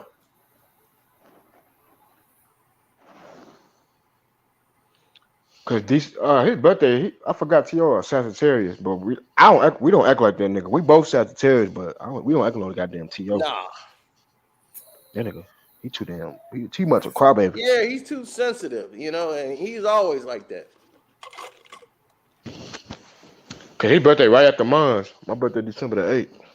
Yep, they cheated the Packers in that game that made T.O. career in San Francisco when he caught the doggone pass in Green Bay and they won and beat the Green Bay Packers. Yeah, when he played for the 49ers. His 3rd MVP. They was finna go right back to the championship again that year, and they got robbed. But the thing is that they won that game because Jerry Rice fumbled. But that was the year they voted to take away instant replay. And it cost them because there was no instant replay. And Jerry Rice damn sure fumbled the ball. And Green Bay recovered. And that was the game. But they took away instant replay and it cost them. It cost the Packers. You made the 40. I'll never forget that because Rice fumbled that damn ball.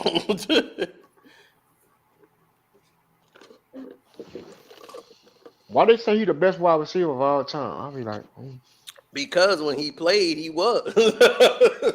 I thought Randy Moss was better. Well, Moss is better than Jerry because Moss was everything. Yeah. He could outrun. Jerry was slower than Randy. Right. He couldn't jump like Randy. He had hands and he had great feet. And he was a great route runner. Jerry he could run the route tree, which means he could run them all.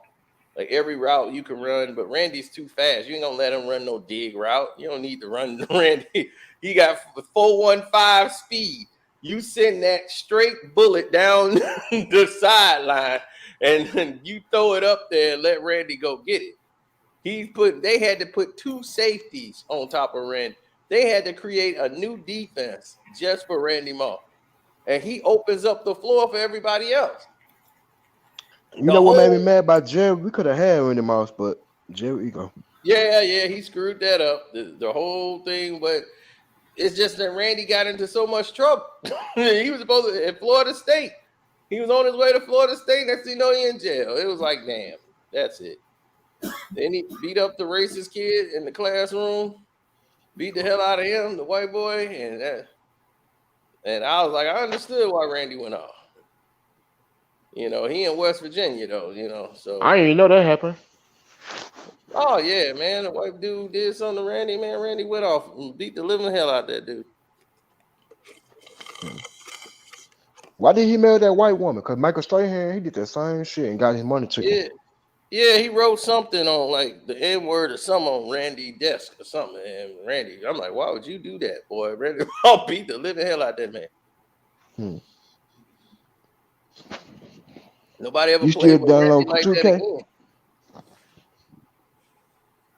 Mr. Barlow said, what housing projects in Chicago was the worst? I mean, it all depends on where you was. And at that time, they were all bad at the time. But the projects really was like where everybody was at. It was cool back in the days. It didn't get bad till like the 90s. That's when it started to get bad. Like in the 80s, that was just what people kicked it. You know, everybody would go to the projects just to kick it. And you knew people over there, you wanted to hang out there. They had the barbecue, picnics, the Soul Train line, family reunion parties. Everything was kicking off over there. It's just where people live. But it started to get bad in the 90s. I always wanted to move to Chicago, but I heard about a lot of shit going on out there, like a lot of shooting and shit. It depends on where you at. Ain't nobody shooting like that. People shooting now because they didn't tore down all the projects, threw all these people and misplaced them and gave them a check and sent them in all different areas that they not from. And now you got a war. It's the same thing with Houston and New Orleans. When the flood happened in New Orleans, they gave them people a check, and most of them went up to Houston and to live, and they was starting a whole bunch of fights because people was over there doing no good. They trying to sell drugs, moving in people's neighborhood. And they was like, hey, wait a minute. You can't come over here with this. And then they start, man, it got real over there in Houston. They start sending them back. They was blasting back. Because I remember when they came down here. And that's how Houston got so bad. Have you ever been to Dallas? I've never been to Dallas. I've been close to Dallas. Oh. That was it. I had a family reunion in Dallas and like around 2017. I wasn't able to go because I had to freaking work, unfortunately. Yeah, mad about that. They wanted me to move out there to Mansfield. That's like where the Cowboys play. Near Fort Worth or Fort Wayne or something like that. In Irving? Fort Worth, Texas. But Mansfield, Texas. That's like one little area. Ain't nothing out there but the company. Like they got apartments out there and then the job we're supposed to do. And then we got full access. They gave me on the flash drive too. Showed me what our job would do, where we would live. They putting the houses up for us. They wanted to relocate us out there. And I said, hell no. And I just talked to some of the boys. They moved out there too. They closed this. Well, it's still here. Just the department we was gonna be working at is being moved out there to Texas. Hey, this guy like, I'm going to Texas. That's great. And I said, well, they ain't finna hire me. They gonna let me go quick because I already told them. I didn't even give them a chance to say. They was like, well, think about it for work here for a while and think about it. I'm like, I won't work here until the day y'all decide it's time to move, and I'm gonna say goodbye. I'm not going to Texas. They thought like I was gonna change my mind. So they gave me the flash drive. Yeah, it looked nice. I got the flash drive. I just ran across it too the other day. If that's it right up there, I'm gonna crack that out. But I'm like, I just ran across that flash drive. Man, I put that flash drive in and said, let me play this.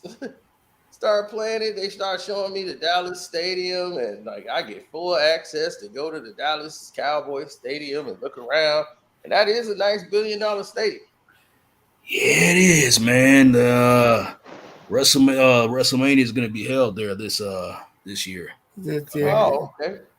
Yep. Let's see how many tickets get sold. Oh, they're When going to is sell it. WrestleMania? April 2nd. It's April. it's 2 days now. It's on Saturday and Sunday because they broke it up into 2 days now. 2 nights. Oh, damn. They really started. Do you pay one price or they charging you for both days? I have no idea. That's actually a great question. Would you say, Jose? Both days. Both days. Said both? Yeah, both days. Yeah. Oh, good Lord. Yeah.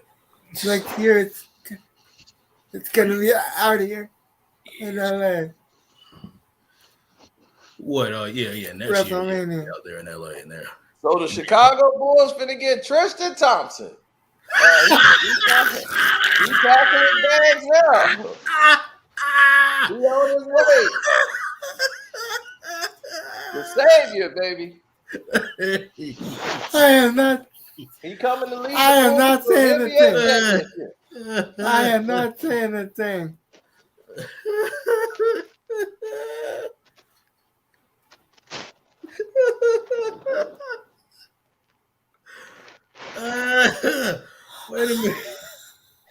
Wait a minute. Hold on. So this news just came in today. Oh, yeah. Tristan Kardashian. Okay.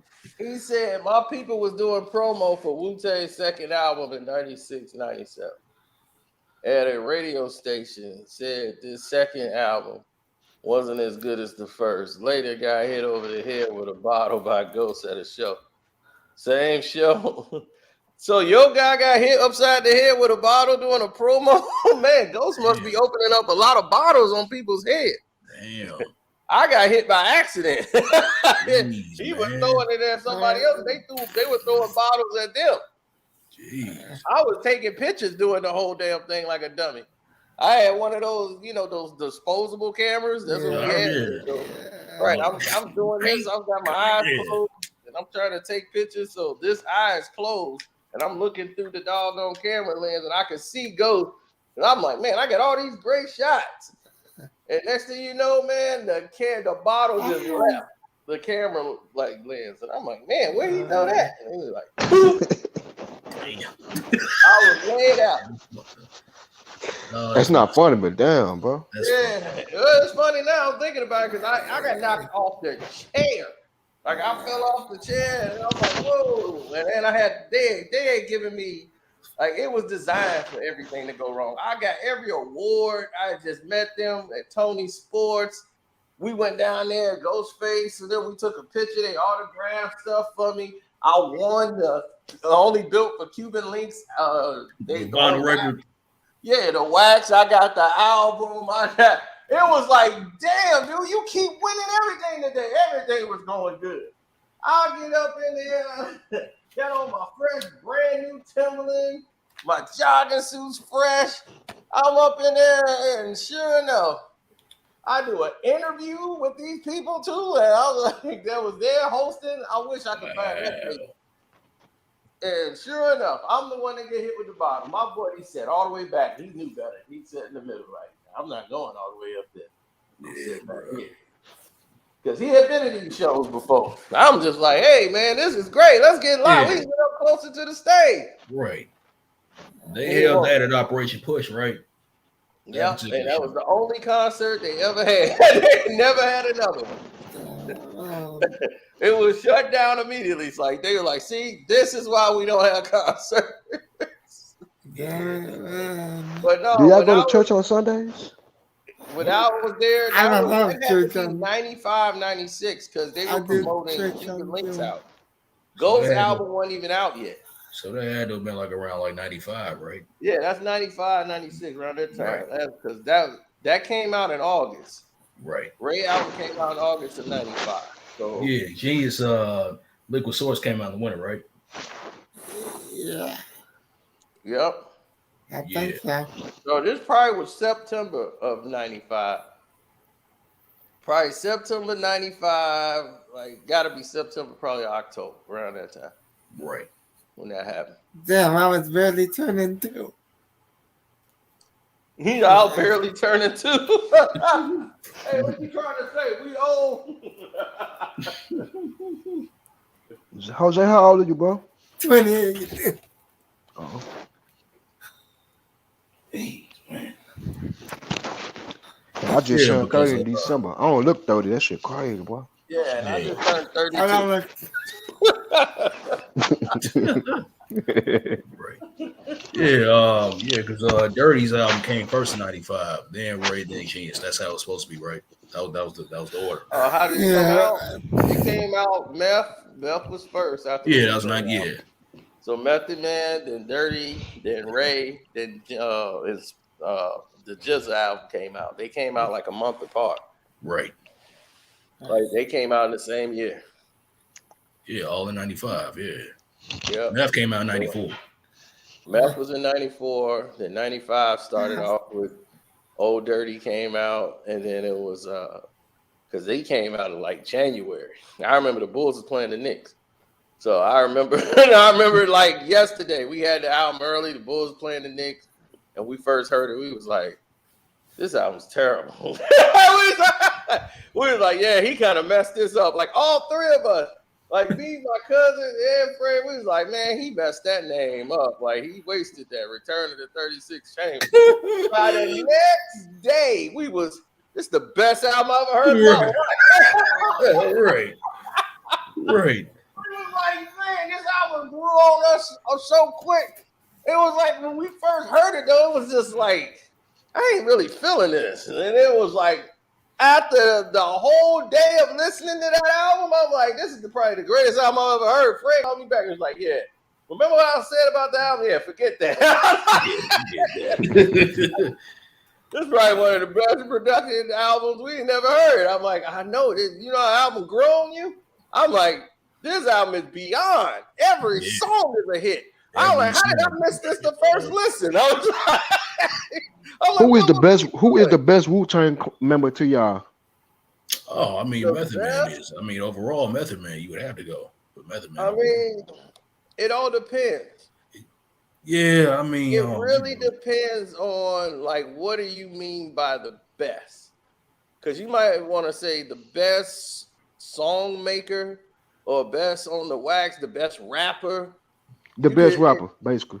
Yeah. The best rapper. Yeah. Okay, well, that's not Meth. Yeah, the best rapper. rapper. The best rapper isn't Meth. The best rapper, I would say Genius. The best rapper is probably out of the original, all of them together. I would probably say it's either Deck or the Genius. I say Genius. Genius or Deck. One of them. I'll go with Nick. And that it fluctuates sometimes. It does. But y'all don't like ODB? No, ODB is nice. ODB I mean, but he's not great. It's great, but he ain't no lyricist. He's just pure hip hop in its natural form. Right. His thing what he does is like it can't really. He's even the be presence. funny. You know what I'm saying? He's that presence. You know, for the Wu-Tang. Yeah, he's hip hop. He's hip hop, right? He lived that. Right. Everything he talking about, he done lived it. It might not make too much sense to people, but it's hilarious. His style is just crazy as all out hell, and he was crazy as all out hell.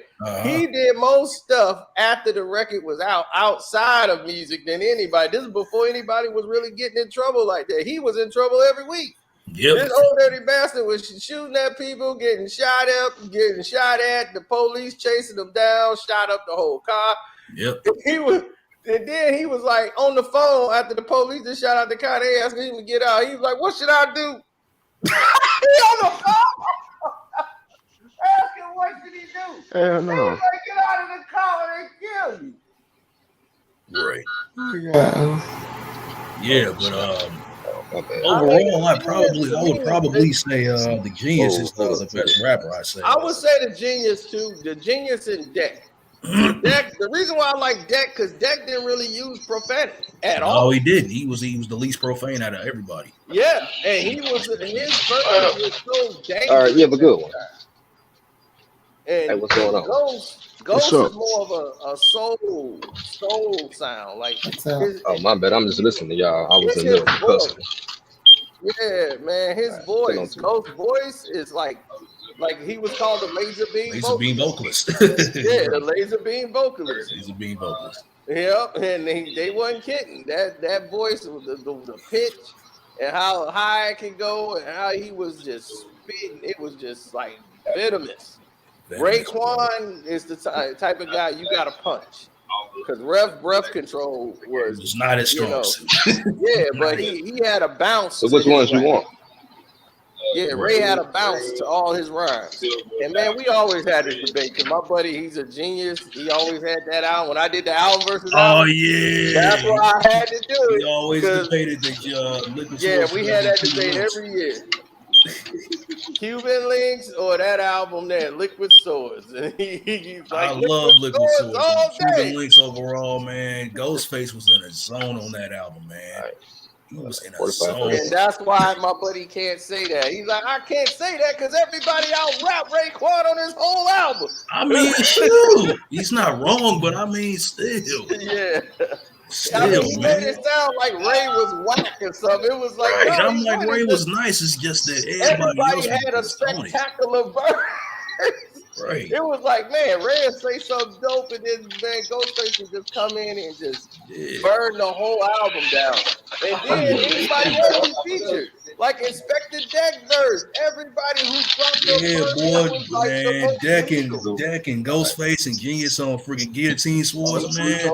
Posted this paragraph, smash it on the graph and have been tweeted Inspector. The best verse of his whole life. The best Nas verse ever made is on that album. Blood isn't glowed up. Yeah, come on.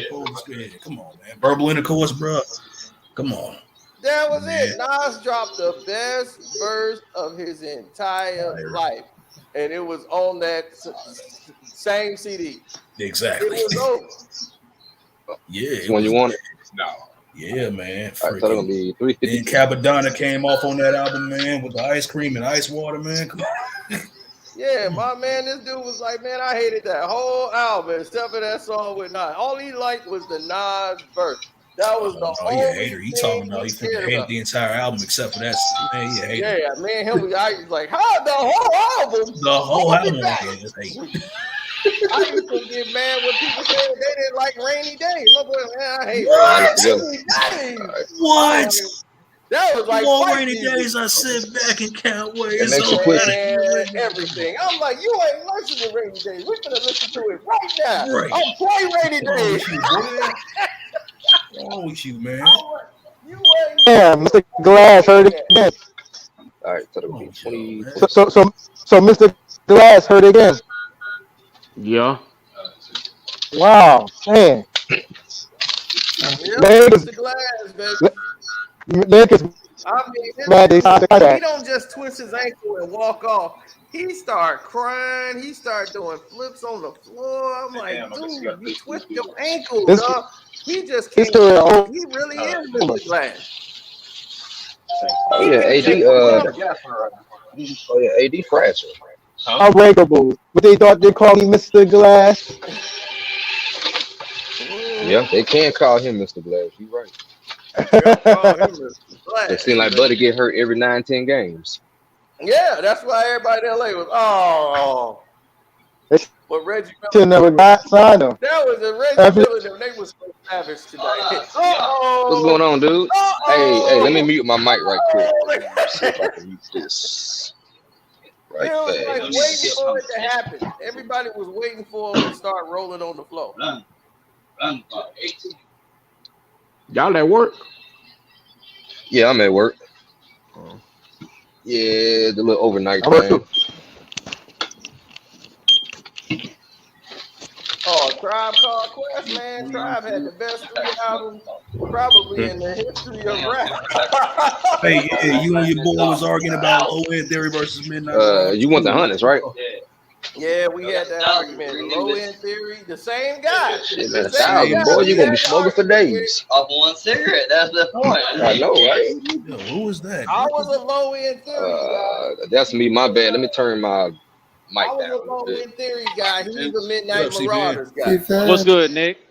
And I'm like, Low What up, End Theory C-Pan? is more What up, hardcore. Jose? It's more like hip hop rap. What's up, And C-Pan? Midnight Marauders was What up, more what up? radio friendly commercial. It was more easy listening rap. And I love Marauders. I'm like, don't get Hold me up, you wrong. said I 20 on love what? that. Even though it was commercialized, it was still great. But he was like, man, just relax yourself. He freaking brought up electric relaxation. I'm like, oh yeah, of course you would bring that up, dude. Come on. He brings electric relaxation. I'm like, that's the commercial record I'm talking about. I'm like, I like that song. If you don't give me a commercial record, please make sure it's good. So they made sure it was good. I had no problem with it, but it ain't better than Low End Theory. I'm like, No, of course not, man, dude. From this top Low to End bottom, Theory was Low End setting the Theory, bar. bro, was that outclasses it, bro. From freaking from the first song, Excursions, bro. Like, shit. Yeah, Excursions was my hit. And he was Excursions. You just compared Excursions to. I was like, dude, the song I listened to, Steve Biko and all them on the Marauders, you skipped over that. So I'm like, you ain't even listen to the good stuff. I'm like, I already knew you were skipping. Yeah, I was man. like, Steve Biko, man, that was it. Stevie, yeah, man. My song on Low End Theory, man, you bugging out. That was my song, man. Oh yeah, you bugging out. God, my song. Man. You bugging out. We got the shit. We got the jazz on that. We got the jazz. Come on. Yeah, that was, man. And Then butter, of course, baby. scenario. Like butter, baby. Like butter. He's like, yeah, look, I ain't saying the album was whack. My voice like, come on, you know what it is, dog. I used to play butter all the time. I used to pick you up in my car and I had that album playing. You know what it is. Play that all the time. I like Marauders. I traded that to my buddy. I ain't really trade. I just let him borrow it.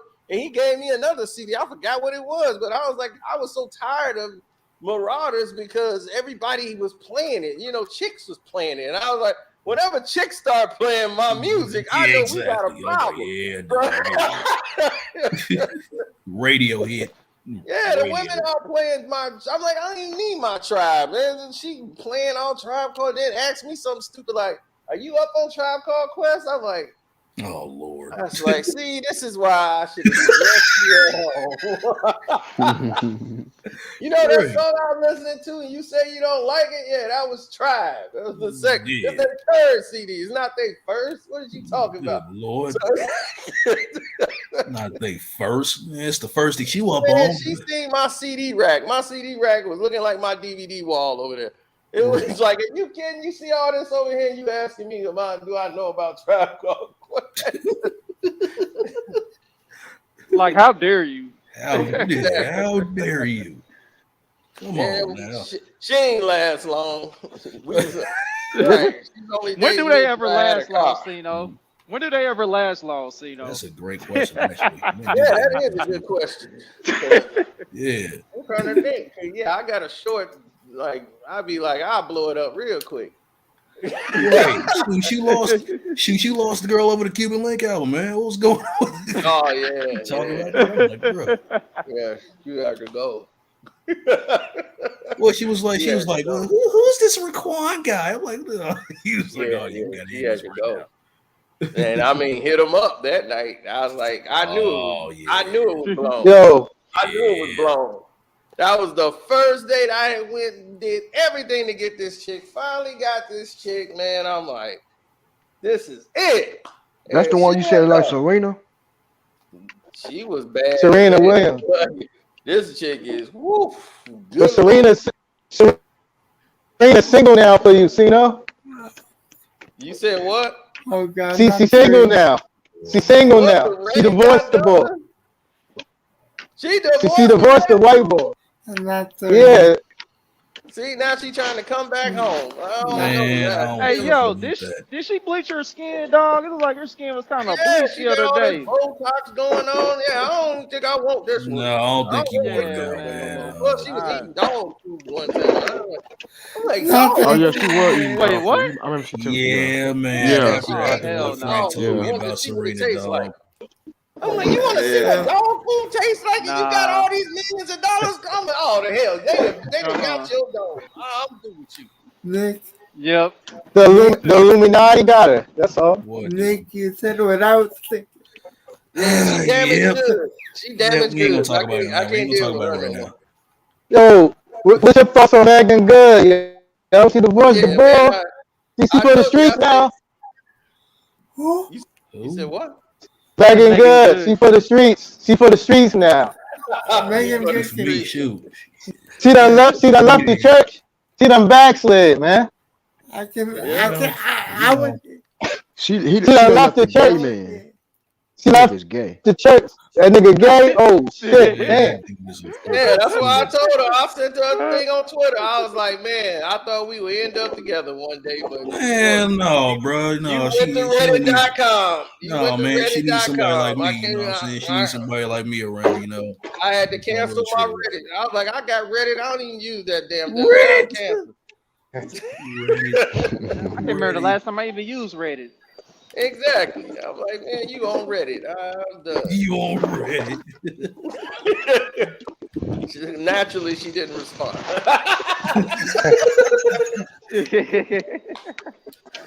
But hey, that's the first person I ever tweeted on Twitter. It had her communicating with me. It was in a rumor already. It was like my first time on Twitter. I didn't even know how Twitter worked.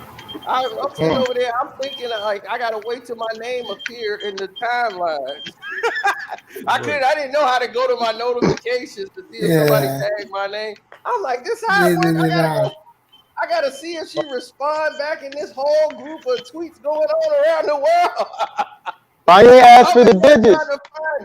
And she responded. Yeah. Why you ask for the digits? She would have gave you something, man. Why you ain't ask for the digits? I was asking her about boxing. I was like, do you like boxing? She was like, no, I don't like boxing. It's like real, like I don't like all that physical fight. Why would you ask something like that? Dude? Hey, yo. Come on, man. What the? No, you don't freaking start off like that. Come on. Hell, me and T-Boss, we had said some little shit on Twitter. Cause I asked her why she didn't go to Honduras. She was like, she didn't want to go.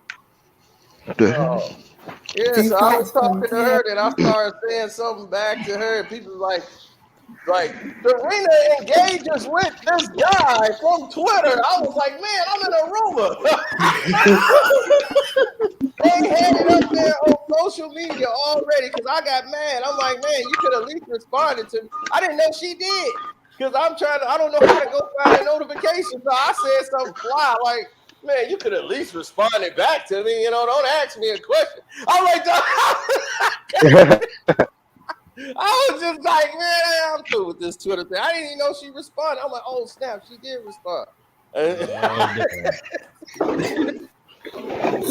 was done. Here I am going off. Oh, dang. And I'm like, man, I don't know how to work this stuff. This damn Twitter. Right. How the hell I get on here? You could have been ASAP Rocky. You could have had $1 billion woman, man. You done messed that up, man. Go back to hit them up. I was sitting over here on the date. We got the chick, everything going good, and then they was like, they sound like it was a funeral. Yeah, man, we got this new Tupac record. Yeah, it's called Hit 'Em Up. Like they said something like, "We gonna play." They didn't even say the name. As a matter of fact, they was like, "We got this new Tupac record. Yeah, we gonna go on and play it." And as soon as it came on, I'm talking to her, and it's WKKC, so they play the cursing and everything. They got the license to do that when they get late. They can play the cursing. And, so we got the radio on WKKC, and I'm just sitting there like talking to her, and all of a sudden it was like, "That's why I fucked your B, you fat mother." Oh, what the? Right when I'm talking on screen, what just happened? It just right on, just like that. That's why I fucked your B, you fat mother. I was like, West Side, bad boy killers. I'm like, oh. There used to be a station like that in Philly. My car was in the middle of driving. I'm like, I gotta get you. This whole day didn't change. Everything changes from now. I'm like, you gotta get out of here. Damn. She was like, wait a minute. They don't say she had to get out the car, dog. Oh my god. It was like, this date is ruined now. Now I gotta find my cousin. We gotta get around. So we gotta find all the people with MCs, James. I'm like, it's time. This is a whole like you don't understand the gravity of what's going on right now. It's Pac, bro. Pac came back, bro. Did he really have That such a sound fight? like Tupac. Why is he so mad? What happened to him? I'm like, oh no, you gotta go. I'm like, You gotta go. You gotta go. We get back and we was originally supposed to go see Mission Impossible. It was like the Mission Impossible movie just aired with Tom Cruise, the very first. Yeah, there. And she got off work late. So because she got off work late and didn't get home, we couldn't make the last show. So I'm like, well, damn. So now it's gonna be a blockbuster night. Netflix and chill was a blockbuster night back then. Yeah, back then. Right. So I'm like, all right, so we got Dead Presidents. So we got Dead Prez, and then we watching Dead Presidents, getting ready to watch that and everything else. And that happened. And my cousin, I was like looking for him everywhere. And she's like, where are we going? I'm just sitting in this car, I'll be right back. I'm going over there. I'm trying to find my cousin ASAP. Quick, because he can understand the gravity of what's going on. Man. He's sitting over there. He just happened to be at my crib when I pull up. And then I'm like, look, I got to get out of here. We finna watch this movie. You guys just spray bottle? Right, I'm thinking like, man, I've been trying to get there. I'm like, man, maybe on date 2, but she ended up getting real stupid in that. Like, thought like this was my plan all along to get her in the house, like give it up on the first night. I'm like, that wasn't my plan, but you know what? Why don't you go home? You seem more comfortable at home. Let me take you home. We'll try this again another day. Dang, dog, you ain't had to tell her to go home, dog. She was like, he didn't even let me finish the movie. I'm like, no, you had an attitude, you had a problem. You need to be at home. Let me take you home where you can feel safe. I got her home, and my cousin was like, we going to WKKC right now. We called up there, man, what the hell song was that? He's like, that's Tupac's new song. What's the name of it? You never even said it. We got to find this record. It's called Hit 'Em Up. I was like, dude, you got a copy? Make us a copy now. That's why We on our you hear the deep sound. Yep, and I went there, and I was the one. I was one of the first people to ever get it. I still got it upstairs now. The actual EP release that came out because it came out on a single on How Do You Want It on the maxi CDs. So it came out on the maxi CD, so I was able to get that first. It came out on the How Do You Want It because they had just did the video for How Do You Want It. That was the new single, and Hit 'Em Up was the bonus record on the maxi. So I had it, and I was like, I still got that CD upstairs. She was like, yeah, you still got that maxi? I was like, yep, I still got that maxi. After all these years. So I had the instrumental, I got everything. So I got the Hit 'Em Up instrumental, I got everything on there. So I was able to hear the track, how they was doing it and everything. So when Hit 'Em Up dropped, I was one of the first people that had it besides KKC. WKKC, first ones to get it. So they were spinning it, and everybody was Biggie crazy. You know, it was Biggie. You know, Big was the guy. Then Biggie had all the clubs, Chicago, Little Kim, Big, Bad Boy. You know, they ran the show because they got bands, they got girl groups, so they had all the clubs, the parties. So Hit 'Em Up in Chicago, it only was crazy with us. All the women still with Biggie. They thought Tupac was just, he's jealous of Biggie and he doing that to him. Oh my God. So now it became a problem. And then the women was just finding out stuff late. Like they weren't caught on to nothing. Now it was like, what? Biggie set him up and shot him? Oh my God. So he's slept with his wife and this is bad. I don't know. Because Tupac seemed really upset. I'm like, oh God, this is terrible. I please don't care. I can't stand what's involved and stuff. Like we all caught up and we know what's going on. We talk about Jay-Z ain't want no smoke with Pac, yo. Jay-Z ain't want. Nah, he was trying to talk about Hawaiian Sophie fame, put and all that in the intro, the Machiavelli. Oh yeah, Machiavelli, but that was all after Hit 'Em Up. He said, yeah. Yeah, Jay was trying to stay far away from Pac as possible. Right. Tupac couldn't come back to New York like that. See, Tupac came back to New York. He told Jay-Z. He came up, but that was before he did Hit 'Em Up. Like when he did Saturday Night Live, he did that, but he came to New York, Hit 'Em Up, went out. Mm-hmm. So at that time, nobody in New York felt no way about him, except for he was concerned about, the people that had him really hit. But he wasn't concerned about Puffy and none of them. They wasn't even bothering him. I don't mean to interrupt you or nothing like that. Right. So when he did Saturday Night Live, nobody, it was no real problem. He wasn't nobody, even the dudes that hit him, they weren't after him. So they was like, look, we ain't really after you either. So you really paranoid for no reason, but go ahead. And that's when he stayed at the crazy house. So he knew nobody find him there. He wasn't gonna stay in no regular hotel because he knew dude had power in New York, so he wasn't gonna do that. Right. So he told Jay-Z hear that record before it had hit. So once he did Saturday Night Live, came back home, and Biggie and them was back taking over the radio. They had the Get Money, and Get Money was burning up. And they was like, man, Biggie and them coming back, and they had the remix, the Get Money remix, and that was. Get money, and that was back on the radio, back on the air. Biggie was coming back, and Pac was like, we can't have that. Yeah. They can't come back. That Get Money was getting momentum. Damn it, we finna crush this shit right now. You heard that Wendy song? What Tupac be coming at all at her? You told Jay, I'm gonna be a tough guy 1 year, and Wyatt and Sophie 1 year, be tough guy the next year. That was the going all out, but that was after the Hit 'Em Up. Yeah, going all out. Right, because he didn't know nothing about Jay-Z when Hit 'Em Up was out. Like Jay-Z wasn't even in the picture like that. Jay-Z didn't come into the picture until they did when they did the Dead Presidents video, and Biggie is in there, and then he Jay-Z and Biggie got a song together, and Jay-Z supposed to be the Big Don, and that's what he was like. What? You now? Who is this Jay-Z dude? He's supposed to be some drug dealer. Some type First the book. Yeah, that's all he so Deep in Mob, deep in Jay-Z, dead in the dust. Right, because the only reason he knew about I told you, punk said I was after Biggie. Big Daddy Kane. Big Daddy Kane told him everything about you. Because Kane was cool. Oh, wow. Right. So. Wow. I didn't know that.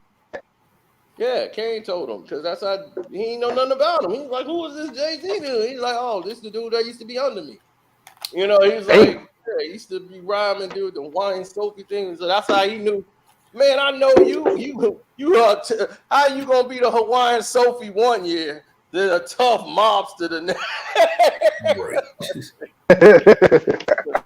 My memory ain't bad. You about the business. Jay-Z was trying to be the next Fresh Prince. Big as them. Nah, if Big and Pac was still alive, Jay-Z would be a peon, man. Yeah, Jay wouldn't have went up, and Jay wouldn't have had the energy to go up against Pac. Oh, not at all. No. Pac was a smash dude, man. Not that kind of rapper. Like he wouldn't be able to sustain. Like Jay is not direct like that. He's more indirect, and he tried to be weak. He's subliminal. He good at subliminal shot.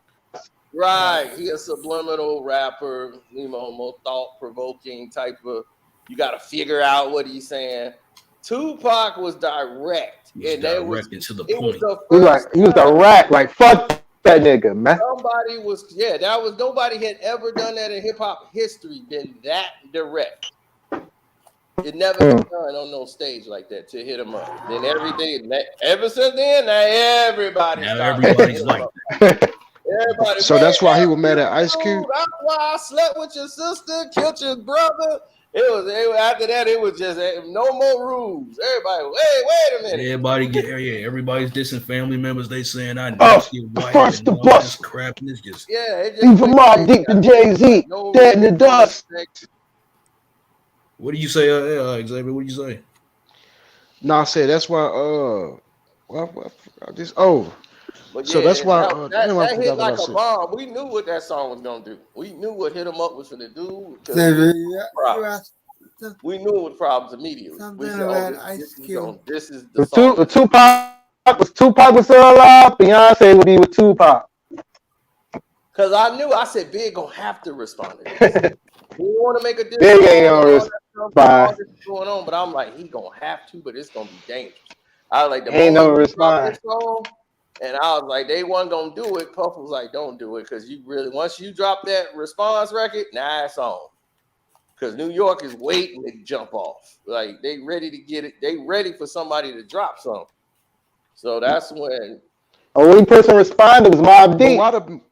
Why the media act like Biggie was scared of Tupac? Biggie was never scared of nobody. Of course not. The problem is Big didn't give it. It got to a point where he didn't give a damn no more. He was vicious. And I'm like, he was just like, but Puff is trying to hold that back. Because dude, he's like, man, I had love for the dude, and he trying to end my career and you know, try to stress somebody out on some bull crap that he know ain't true. That make me not like you. Now I really don't like you, because now you like a whole wrong type of individual. I couldn't do that to nobody. Like, if I know somebody didn't do something to me, I couldn't go ahead and try to come after them. So back then they called them player haters. Right now they just call you hater. Yeah. So man, he a player hater, and that was it. So that's why the song "Player Hater" was for Tupac. You been robbed. What the Turn fuck? your head round, turn your head round, lay on the ground. You've been robbed. Oh, they were trying to play the studio joint when Tupac got robbed. They were trying to play that off.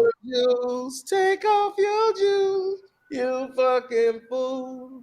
Yeah, they was talking about Quad. They were talking about Quad Studios.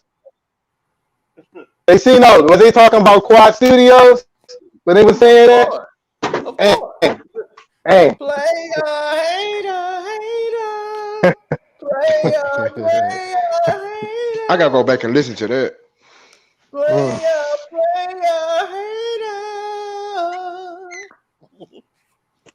Oh. That was Biggie singing on the thing, right? Yeah. Big singing. And Puff is in there instigating in the back. Yo, this is a robbery, mother. He's there, he in the back talking. Puffy was the biggest instigator in the world on that album. Man, you hear him on the remix version or the album release version of Last Kiss Goodnight. It's Puffy. Dude, y'all started. It's never gonna stop. And we ain't talking about no other rappers. Hey, Corsino, did you hear that mix? Did you hear that mixtape where Puffy he dissing Tupac? He was talking about hit him up.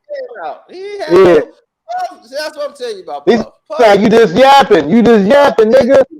Different people. If you disrespect that bad boy, he don't like you. Puff was in the clubs taking anybody play hit him up. They was taking the DJ's equipment. You wasn't even playing no more records. They would shut the party down. That's what they was doing. You could not play that record around it. And not in New York. That wasn't gonna rap. Anybody play hit him up, man. Puff was mad when hit him up came out. He put that out there. Well, he had Puffy and Biggie. We in the baby.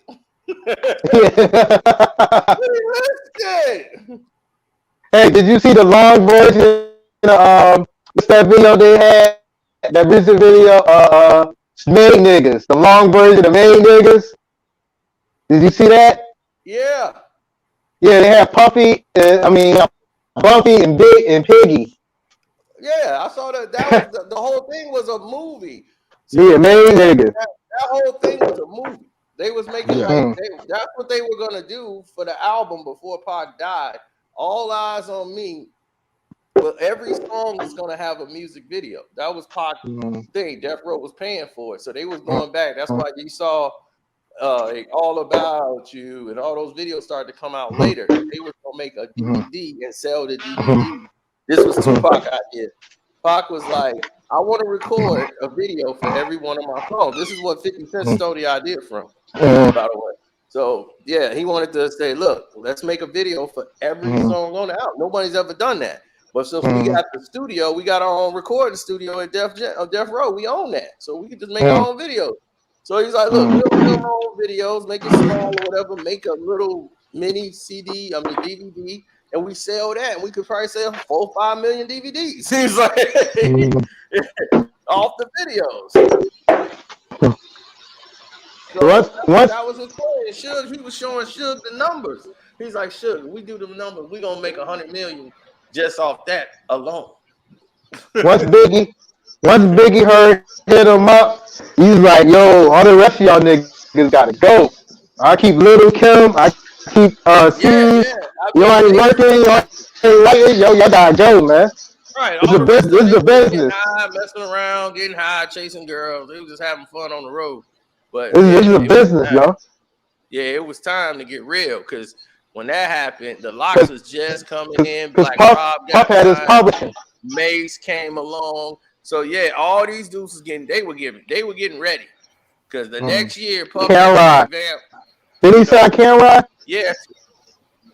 He got that money from Clive. Clive cut Diddy the check.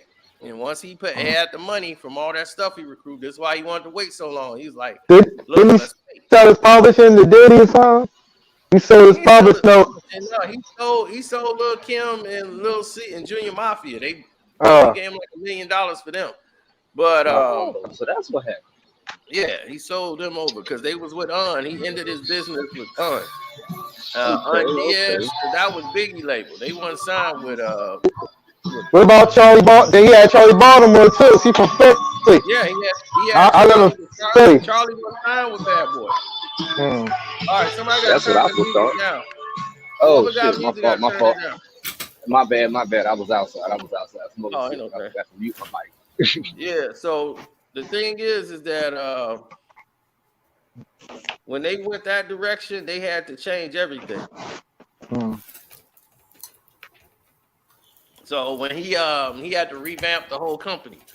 So when he had the money, he can go out and get the artists. Now, he signed some talent to the label because he tried to get Foxy Brown, but he got outbidded with Def Jam.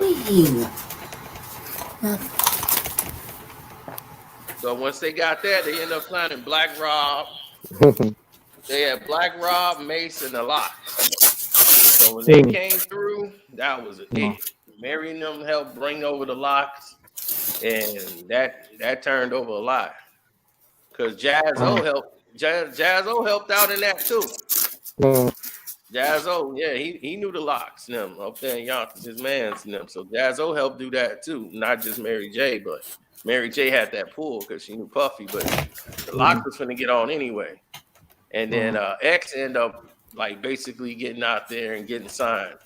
And right off that, Def Jam signed X, and then they used him on the cross promotion on the Money, Power, Respect. And then Puffy had the first shot, but he ain't signed X, so X felt a certain way. And then he tried to come back, and man, he offered a whole ton of money for X. He saw it too late. And X was like, nigga! He's like, you could have signed me. You ain't want me now. Sucker dick. Yeah. He could have signed 50 Cent too with his ego. Puffy could have signed 50 Cent. Man, I'm glad. That was the thing at the time. Puffy was signing. He had just signed Black Rob. So he was just like, man, I just signed Black Rob. And, I'm worried about how I'm going to get Black Rob over with all these acts I got, because I don't really make that. His music is too aggressive, like that ain't my avenues. He signed too, man. That's why I'm glad that DMX didn't sign with Puff, man. I'm glad he didn't. Yeah. He would have had him in the signing suit. Hey, X. No, X wouldn't have got it on signing suit, so that wouldn't have worked. It would have been just like Money, Power, Respect. How he burnt that track up. X got on that Money, Power, Respect. Money, Power, Respect. Man, he got on there and burnt the track up, and then X was like, oh, I mean, that's when Puff was like, oh, man, I see it now. Right. This guy can do anything, was too late. I see what you're saying, Irv. Like, now I get it. This guy, I could put him on any record. Voice, that pain, everything. Like, this guy can do it. Like, oh, I got to outbid. He was like, what they paying you, Def Jam offered you, I will double it. And that's what Puff told X. I will double it. Right. Even Jay thought X wouldn't blow up like that. He's like, he for the street niggas. I'm for the niggas that get money. He's like, he alright, but he for the street niggas. I'm for the niggas, that get money. He didn't think all X was gonna blow up like that. He blew up before Jay-Z. I don't rob about drug dealing. I rob about robbing the drug dealers. Right. Yeah. So yeah, that was hilarious. Everybody rapping about selling drugs now. I don't rap about selling drugs. X is like, he's like, all y'all drug dealer rap and selling. I'm like, X don't rap about selling drugs. He's always rapping about robbing and taking something. He's the one that doing the drugs. Yeah, he's the one doing it. Yeah.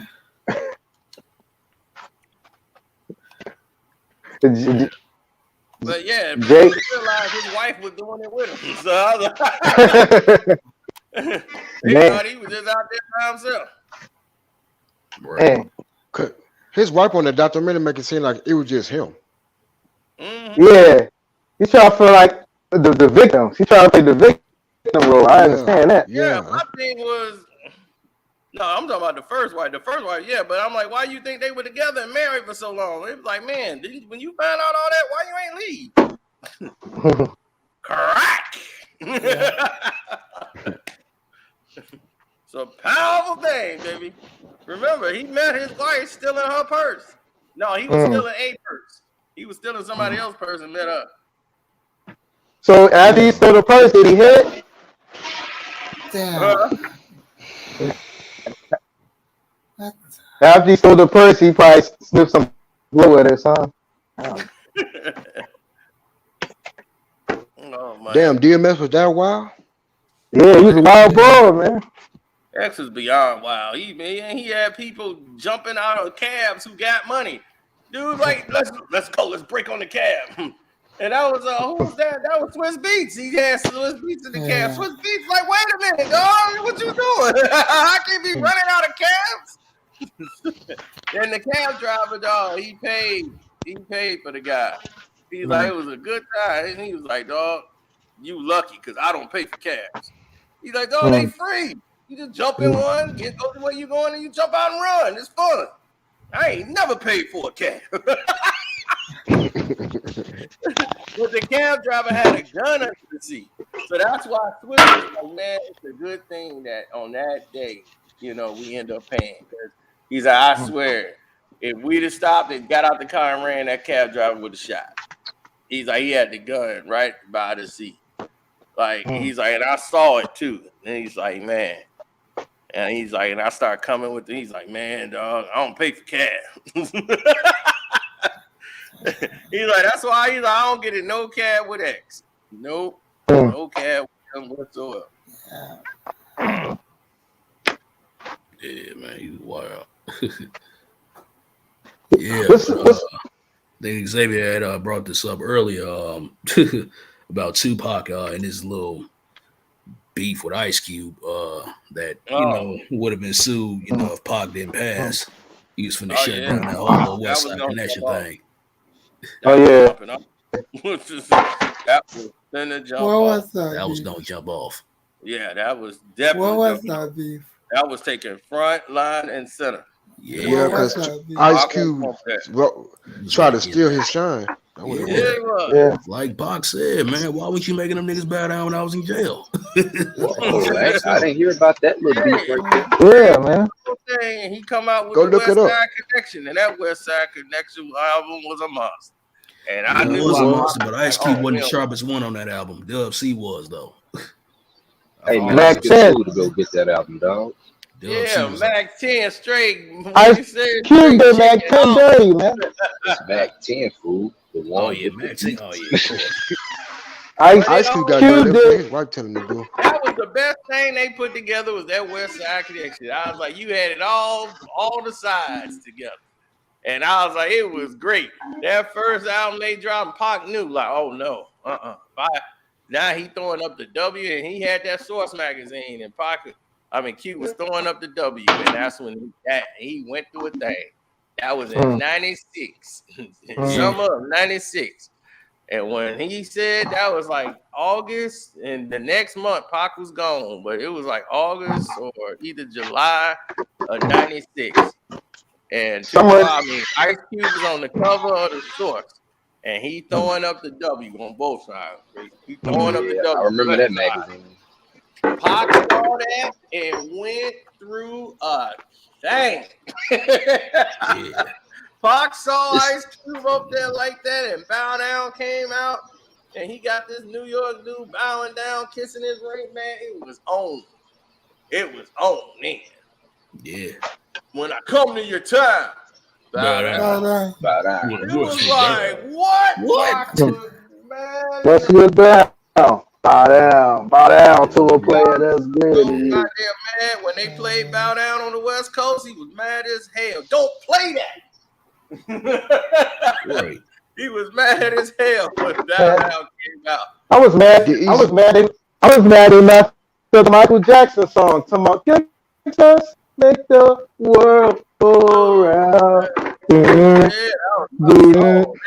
Hey, I love what they did. They did that West Side. Oh man, my song off that album. The Michael Jackson joint, man. Ain't like the Jackson 5. My song off that album, man, was The Gangster, The Killer, and The Dope Dealer. Yeah, The Gangster, The Killer, and The Dope Dealer. Yeah. None of y'all niggas fuck with none of these. Oh, y'all critics in the NYC. Oh, that song, man. I was like, they was going in. Going in, yeah. He dissing Common on the free. So why was Pac dissing LL? Come on now. So what was Pac and LL? He's like, fuck LL Cool J. I like his belt. LL came after him. It's like basically, so that's what really started. But LL came after him on Mr. with the I Shot You. What's that? The I Shot You. Yeah, when he made the I Shot You. That was bold. Like, I shot you. I thought it wasn't over a girl or something. Quincy Jones' daughter. Yeah, he was dating Kadada, but he was flipping out on Biggie over the Who Shot You record. You remember, like, oh, you dropped Who Shot You and all that, and LL was like, man, LL was there to make that records. Like, no, you ain't doing that to this dude. And LL was like, man, I'm tired of this dude, man, running around here like He-Man, and then hit him up was out and all that. So he was just like, look, dude, I shot you. Now what? Like, see me, I shot you. Now what? I was you don't want to battle LL. LL record at the time, because I'm like, God damn, the name, the title, I shot you. And that's what Keith Murray and Tupac was finna come to blows in L.A. and over the song on the I Shot You record. They was like, man, because he saw Pac, and Pac was like, yeah, whatever. They're like, what's up? And then somebody else told him, like, yo, man, you diss Pac. You was on that record. I Shot You with LL Cool J. He was like, I don't know if he was dissing him. I'm on the record, but I ain't send no shots at dude. Like, they had the words where Murray is like crazy. And nobody, he don't give a damn. Like, they had the wrong one for that. Like, I remember that video you did. You said he hit a bottle, Dame Dash with a bottle or something. Yeah, Keith Murray. It actually was his man, 40 grand, opened up a bottle on Dame. Dame got that scar to this day. He still got that scar on his head. When you see that scar on Dame's head, you know exactly who put it there. Damn. Yeah, my sister told me about that. Trying to play like they big time, man. That messed up Keith Murray messed up his whole career doing all that crazy. Because he was over. Like, Keith Murray was the biggest thing. Every verse he dropped was fire. He had the song with R. Kelly when he was on the run from the cop.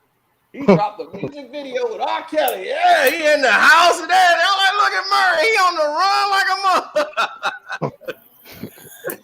Murray, I like that. I like that song he did with LL with Fanny Girl. I thought he had the best verse. Yeah, you gotta put Donka Donk. That's when that came into popularity. He made that up. It was on the video game. The Donka Donk slam. Oh, Def Jam Vendetta. Which one? Yeah, and they didn't even get paid for the video game. That was crazy. Anytime they got like initial money, like some little bit of money, and man, they made so much money off the game. Dude was like, "Hey man, we ain't getting paid for our likeness or nothing." Def Jam keeping all that money. They got nothing off that game. Def Jam Vendetta so much money, it was crazy. Yeah, that's terrible. Yeah, they didn't know what they were doing, but that's why the game didn't continue. People start getting smart and start saying, "Hey, wait a minute." Maybe they got paid for that. Maybe it came out of Jay-Z budget. He was president of Def Jam. They got like pennies. They got robbed when they saw how much money that game made. Maybe it came out of Jay-Z budget. That's why they couldn't afford to pay him. He was president of Def Jam. He robbed everybody over there, man. LL was about to come at him. Well, yeah, he was acting president at that time. He was acting president. What's his name? Leon Cohen. L.A. Reid. L.A. Reid, yeah. So that's who signed Nas and brought Nas over. That was L.A. Reid. Like Nas, Jay-Z is his boss. It was like, man. I'm like, get the fuck out of here. Like Nas couldn't come out and say something, but he was on Wendy's show. I'll never forget that. Wendy was like, oh, it's like Jay-Z's your boss. He was like, come on, like Wendy, you know what's going on. I'm like, stop. That dude is not my boss. Jay could not know what to do. They brought him there to try to save the company. And why did Whitney Williams don't like Lil Kim? What was their issue? I don't know about that, but I know Foxy Brown didn't like Wendy Williams. Foxy Brown like anyone. Well, Foxy Brown cussed Wendy out on the Philly radio. I'll never forget that. That morning, Foxy Brown cursed Wendy Williams out right here in Philly because they kicked her out of New York. She came to Philly. She was on the radio in Philly for a while. And he had Foxy Brown on that morning. And Foxy Brown cursed her out. Man, we didn't like Wendy Williams. Everybody. Yeah, Wendy had a lot of info, and then a lot of stuff she didn't have right. Hey, Casino, she was in trouble. Hey, Casino, you gotta listen to that interview she did with Judge Mathis. Judge Mathis told her off. That joint funny. I think it's on YouTube. She interviewed Judge Mathis. Judge Mathis wasn't playing no games. He told Wendy off.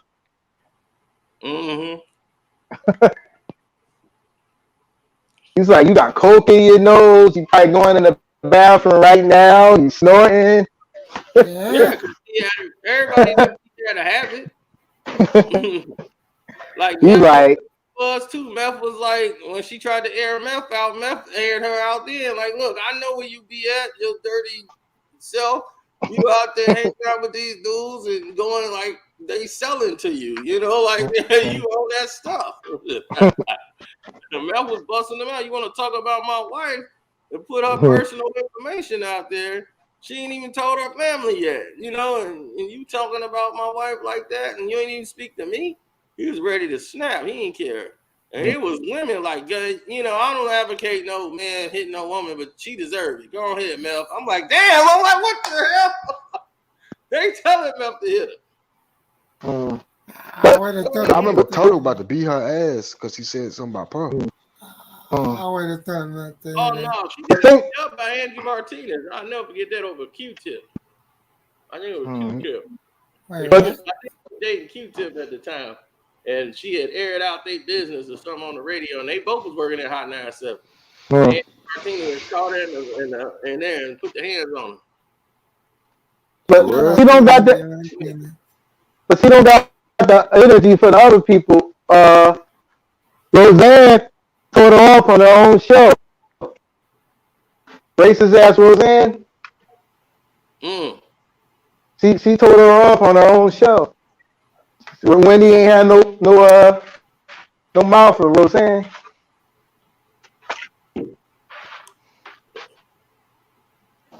Black people, she put on the bus. What is this guy talking about? Tammy fighting women.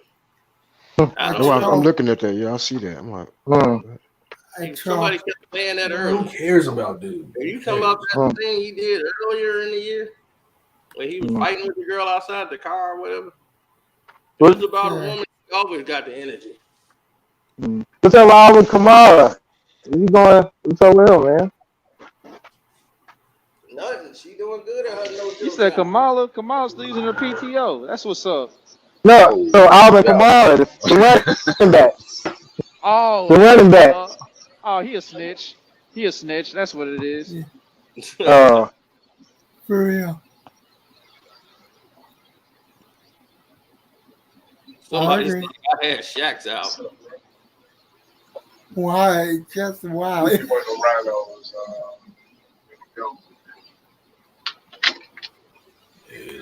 Could Shaq rap to y'all? In y'all opinion? And y'all Back of what? No. What's his name? Used to write all his raps. The dude that's on reality TV now. That'd be wild. Which one? Peter Guns. Peter Guns wrote all his raps. Okay. I didn't know that. Yeah, and Corey Guns started writing for him in the later.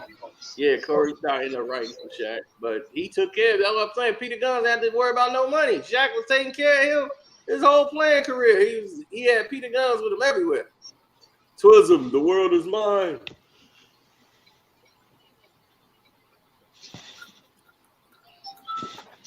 Yeah. But questions, I got another question for you. Peter Guns. So player to player, what's up? You say? Yeah, Peter Guns wrote that you can't stop the rain. Yeah. That's what Biggie took his lyrics off of. He took his lyrics off of the. He's on that record on the original. He wrote that. It's a whole song with Biggie on there. He did that for Lil Kim. That no time record. Yeah. Yeah, he wrote that for and Puffy wasn't on there. It was just Biggie and Kim. But it was really Biggie doing the whole record, and then Kim just had to go and learn the verses. Just like that Queen Bee record that she made. Biggie got on YouTube, you can hear Biggie whole version. Yeah, you can. Yeah, Biggie did that shit. Yeah, so that's what he did for her. He'll rap it, and then she'll learn it, and then go in there and rhyme it.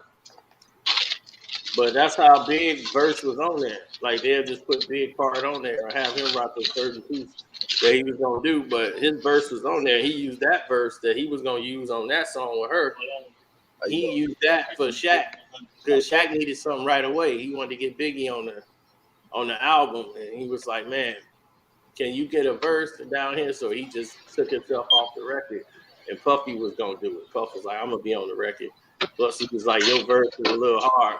But man, Big verse on that beat is vicious.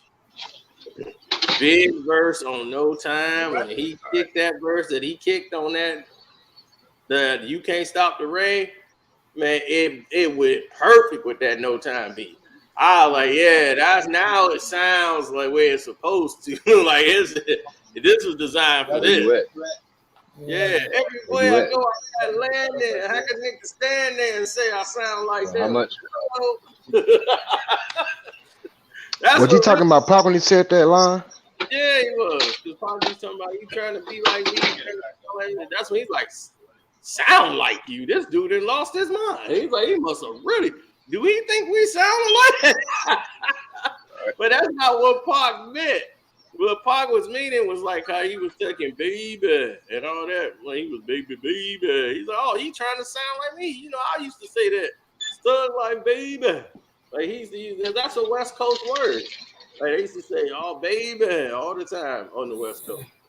And so that's why he was like, oh, he's trying to steal my style. He's doing the baby. So that's why he was saying they trying to sound like me and all that. So you trying to sound like me, trying to, steal my whole thing. Right. So that's why he's saying not like they rapping alike, but that's how Big saw it. Big was this dude said I sound like which is banana.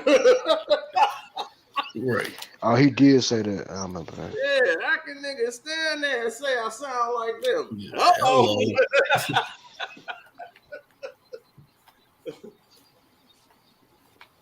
Hilarious, bro. Yeah. Yeah. And that's why they cut out. He took that song out when him and Busta Rhymes did that Dangerous MCs. Yeah. Yeah, they had to take that Puffy edit all that off. He took that. That nigga said Bandetta's tattoo. My friend, I was like, damn. Yeah. And that Thundercat with them bandana tattoos, my fist never bruised. That's what them say, Papa Berry. My whole style is played out like commissary. Now everybody, Big Willie, done did it. Come with it and get your shit. Get your head split it. Admit it. You overdid it. You just ain't got that loud. Go loud. Like to die. Saying how French braid your eyebrow. What Big mean by that when he said that line? What, French braid your eyebrows? Because Pac, Pac always had, kind of bushy eyebrows, and Pac always said, he took offense to that. Okay. Biggie Smalls, the illest, and how French braid your eyebrows. By now, y'all figure he talking about that nigga. Big was vicious though. I ain't gonna lie, he was. I was like, shit. Yeah. Your weak ass assumptions led to pumping. I be the pumping. You're feeling something. Catch my drift or catch my 4/5 lip. About 6 pinches above project fence. Woo, actor needs chiropractor for cracked jaw. Yes, I wreck your cheddar box. Dangerous or not, I'll get you down. Twist your body round and round, that shit was upside down. Like this nigga Big was crazy. That was brutal. That's what I said. I mean, if they was the battle, like MC to MC, he's not gonna be big. No. You're not gonna be big like that. But Pac is smarter than that. He's not gonna beat him in that arena. He's gonna battle the way he wanted to go. Right. And you ain't gonna have the energy level to go up against Pac. Pac can make 35 songs before you get one off, and he just got a passion. And you ain't gonna ride him. You can't match his drive and his passion and that intensity and aggression. You're not gonna win. He gonna outscream you, and his like they say, his consistency will break your neck. Cause you be like, dude, this guy rest? What the hell is he doing? He got another joint on another record with somebody else. He coming at me again. Like Pac said, I ain't the best rapper in the world. I never claim to be the best rapper. I just say I'm the realest rapper. I'm the realest nigga, in this rap game. And that was it. He was. He was, damn it. But Pac is a better artist. If Pac sit down and write a rhyme, that's like, it would blow your mind. Like this dude just did a whole song about killing and how many guns and shooting up and everything. And the next one, he could talk so introspectively. You're like, wow. Yeah, damn, that was great. Man, that's flawless. How did he do that? My favorite Tupac album is Me Against the World, and his first album. Well, because it's so much range to it. Me Against is so introspective. Every song is about something. It meant something. Like Dear Mama. Has there ever been another Dear Mama? No. No. West tried to make one and before his mom's, but it's not Dear Mama, but it was on that level. But you don't hear that. I'm like, man, it's been Dear Mama was out in the 95. 95. You ain't heard one sentence. No, bro. I'll play that every Mother's Day. Poetic. I'll play that every Mother's Day. Yeah, Dear Mama is poetic. My mama liked that record. Everybody played that record. My mama liked that record. Yeah, everybody played that. Of course. My mama wasn't quite feeling that.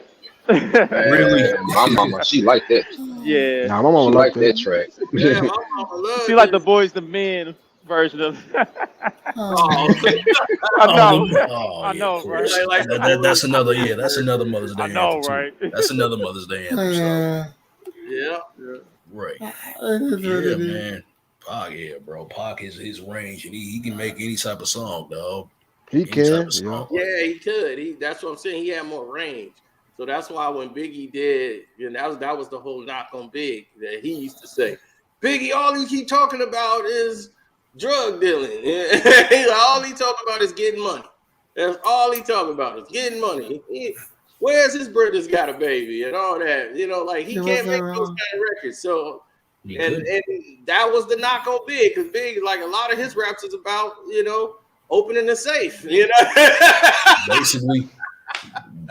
I mean that's facts. That's facts. I'm like, Big, you gonna get to that safe, baby. I was like, I love Big because I used to like the way he talked about getting to the safe.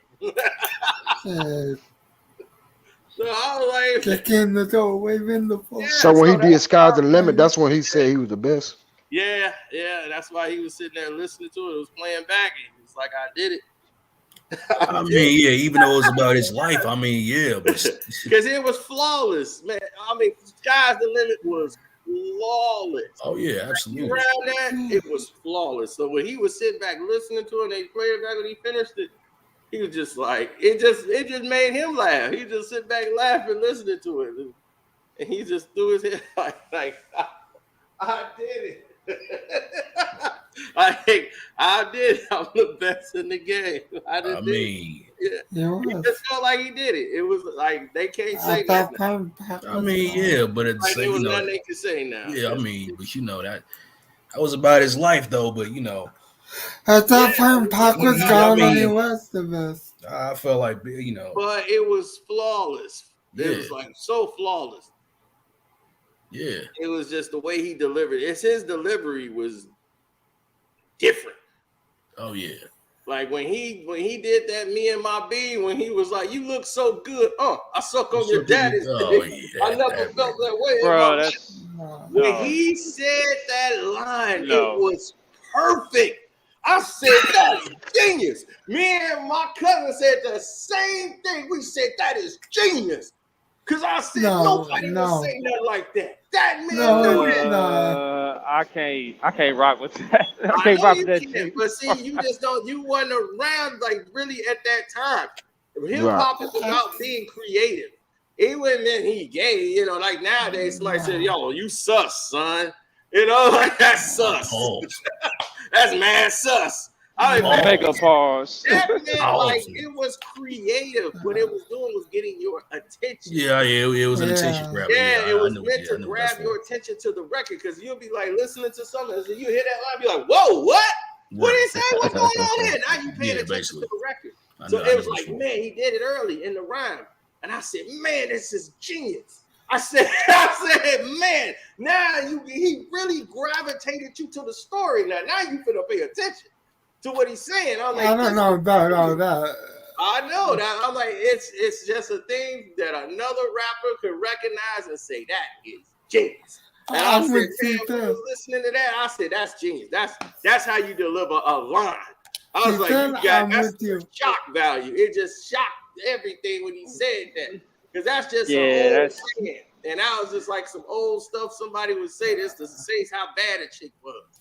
It was like, man, I was like, that is genius of a line to drop and get everybody attention, captivated on the song. And that's everybody's favorite song. Me and my bitch. I was like, yeah, it was genius. I said, man, that was a great song. I said, man, that was impactful. It's phenomenal. What song made me big what song that Big that I like Big so much was Give Me the Loot. When he did the voice, I was like, Give me the loot. But that was I'm a bad man. Give me the loot, give me the loot. I'm a bad man. Give Me the Loot was supposed to be Nas and Big going back and forth. Nas heard Big drop his lines and said, I'm out. Nas got out of there. That's what I love about Big. He made rappers tap out. Yeah. Other rappers said, I ain't getting on the record with homie. Nah. He ain't embarrassing. LL got off that real quick. That's what I'm saying, bro. Like, I feel like the only person around that time, man, another person who was in the zone around that time, Redman. I feel like, bro, I heard Who Shot You? Who Shot You was supposed to be Biggie, LL, and Keith Murray. That's why Keith Murray is on the original version. They kept the Keith Murray version. LL left. He was like, nah, I ain't getting on that song. When Big was spitting on Who Shot You? From the weak, from the absolutely. Yeah. What song? Fuck all that bickering feet. I can see sweat dripping down the feet. Yeah, like Sasquatch feet. Thunder wrist, black and concrete. LL said, no, I'm not on this record. LL heard that and Keith Murray was like, you getting off? He was like, yeah, I ain't gonna be on this one. Nah, I'll get on the next one, another joint. Nah, he blazing this one. I don't blame him. Yeah, I'm getting off. And Keith Murray, like, I ain't running, like I'm here. Right, what's up? And Keith Murray verse was monstrous, but it didn't make the album. Big just ended up doing, he just vamped out for so long. They just had him do the whole song. And it didn't even make the album. And then Keith Murray verse ended up for the Mary J intro. And that's when it was crazy. That Murray version, arms, legs. He just started killing him. My cousin was like, man, I love that Keith Murray verse. He ain't back out for nobody. Like, I don't care who's saying what. I'm spitting to this track. And that's that. I was like, that's Murray, man. Yeah, man. But I heard you said Redman was in the cipher with Big, and he outran Big in the cipher, man. What was up with that? Because I feel like that was like what, 94, 95? I feel like that was Redman's prime right there, man. Redman was just a monster. They were going at it. I wouldn't say he really did it, but he was crushing them. Like, he was crushing them at that time. He was, yeah. Like, at that time, Redman was crushing, and Big had a thing with Redman because they both was in Branson house. Right. Like, Branson was the guy. That's the guy you see in you seen the movie, what's his name? Half Baked? Yeah, right. Yeah. You know the guy Dave Chappelle playing? Yeah. That's him. That's Branson. Right. He changed his name to Samson. Samson and it's the bomb. Right. That's Branson. Yeah, he changed his name to Samson in the movie, but that he talking about Branson. Right. Yeah, that's what Big. Everybody go to him. They used to grow plants in his house. Like he had a mansion. It was nothing but plants. And man, Redman damn near was moved in. That was just a smoke out. And that's why he would give people, you could buy plants from him. People was just buying weed plants off of him. And that's what Big was talking about. He said, bought like 4 weed pots from Branson. Now we lamping, 12-room mansion. Bitches getting naked, all get money. Players anthem. Right. That's why Big was loving that. But yeah, they had rap battles. They were just doing ciphers in there. And that's when Redman hit him with that line, baby. And he was like, what he said, make MC stagger like Ned the Wino to black and vinyl. I'm like suicide on vinyl. The type of antidote you got to keep away from minors. Because I'm the mom's rhymer. Check my vocals like vaginas when them seeds when they open. I have identities, blow facilities. Enemies, please test these abilities. I said, shoot. Like, Red is coming with it. Red was hitting with that. Make them stagger like that. Winos, the black winos. You think Pun would have got big? Vocals are like vaginas when them seeds when they open. I was like, oh, good Lord. My identity, blow facilities. Enemies, please test these abilities. Yeah. Man. I'm out now, y'all. You think Big Pun would have got? You think Big Pun would have got big on the track together? Man. Who? Big Pun. Oh yeah, Pun and Big, yeah. Pun and Big was cool. Yeah, Pun, Big, and Fat Joe, them all them was cool. Because Fat Joe, they used to roll with them because that was really they back when they go out. You know, Fat Joe at that time, he was basically security. Like whenever they need something, they're like, look, we need some security. Call Fat Joe. We're gonna get him some passes to the backstage. And they was just security. All his dudes, all them wild dudes from the Bronx, they was like extra security dudes. And when Wu-Tang was in there deep, when Big and them was in there, and then they called up Fat Joe and them and the Terror Squad dudes, they came in there and had their back in case it jumped off. With Wu-Tang, them Meth was the only one came and showed them some love.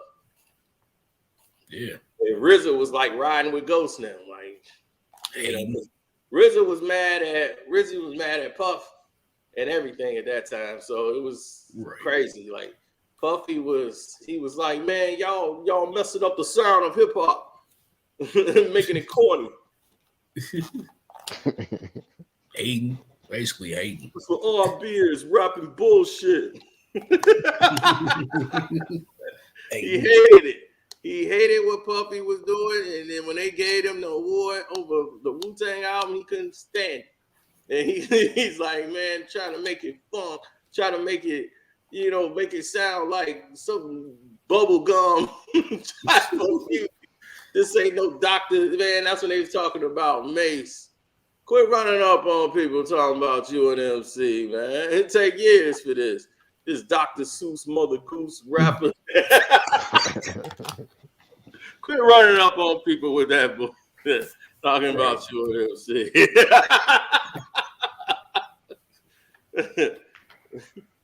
Quit running up on people with that. Yeah. Hating, basically, man. Ray and Ghost especially. Hating. Yeah, and that's crazy. Fat Joe keep lying to my he never robbed Big Pun. No way around it. They haters. They really don't like anybody. I was like, they were, and it was funny because you watched the show. They were like enemies. You were like, man, these dudes are like enemies. Dude, this thing been on 97% forever. What is going on here? This NBA, you about the 2K?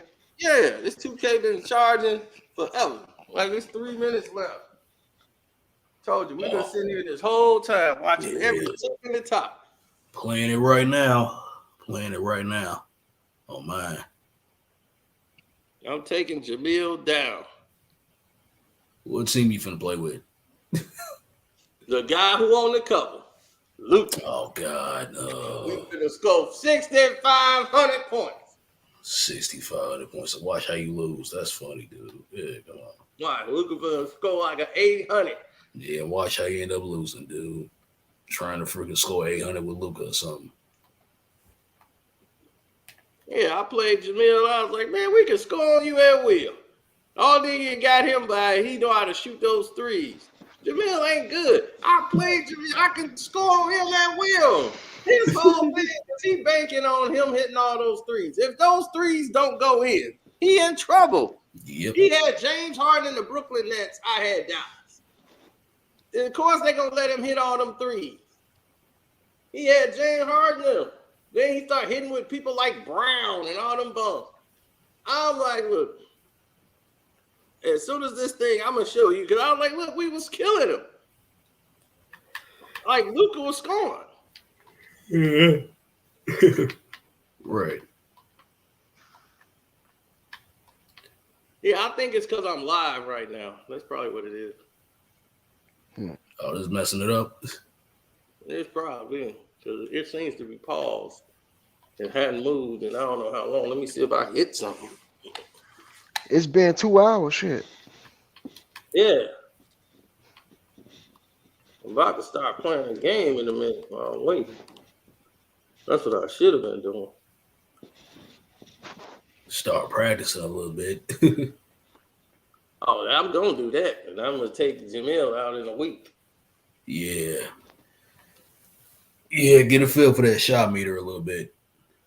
It's not as bad as it was on 2K21, but, still. This 2K21 was god-awful. Awful.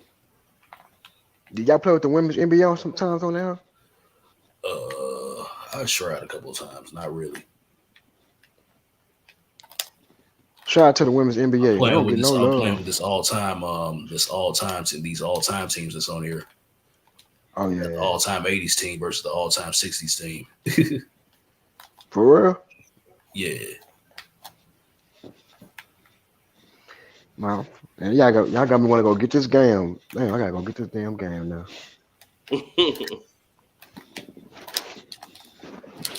So, okay, come on now. Hold on.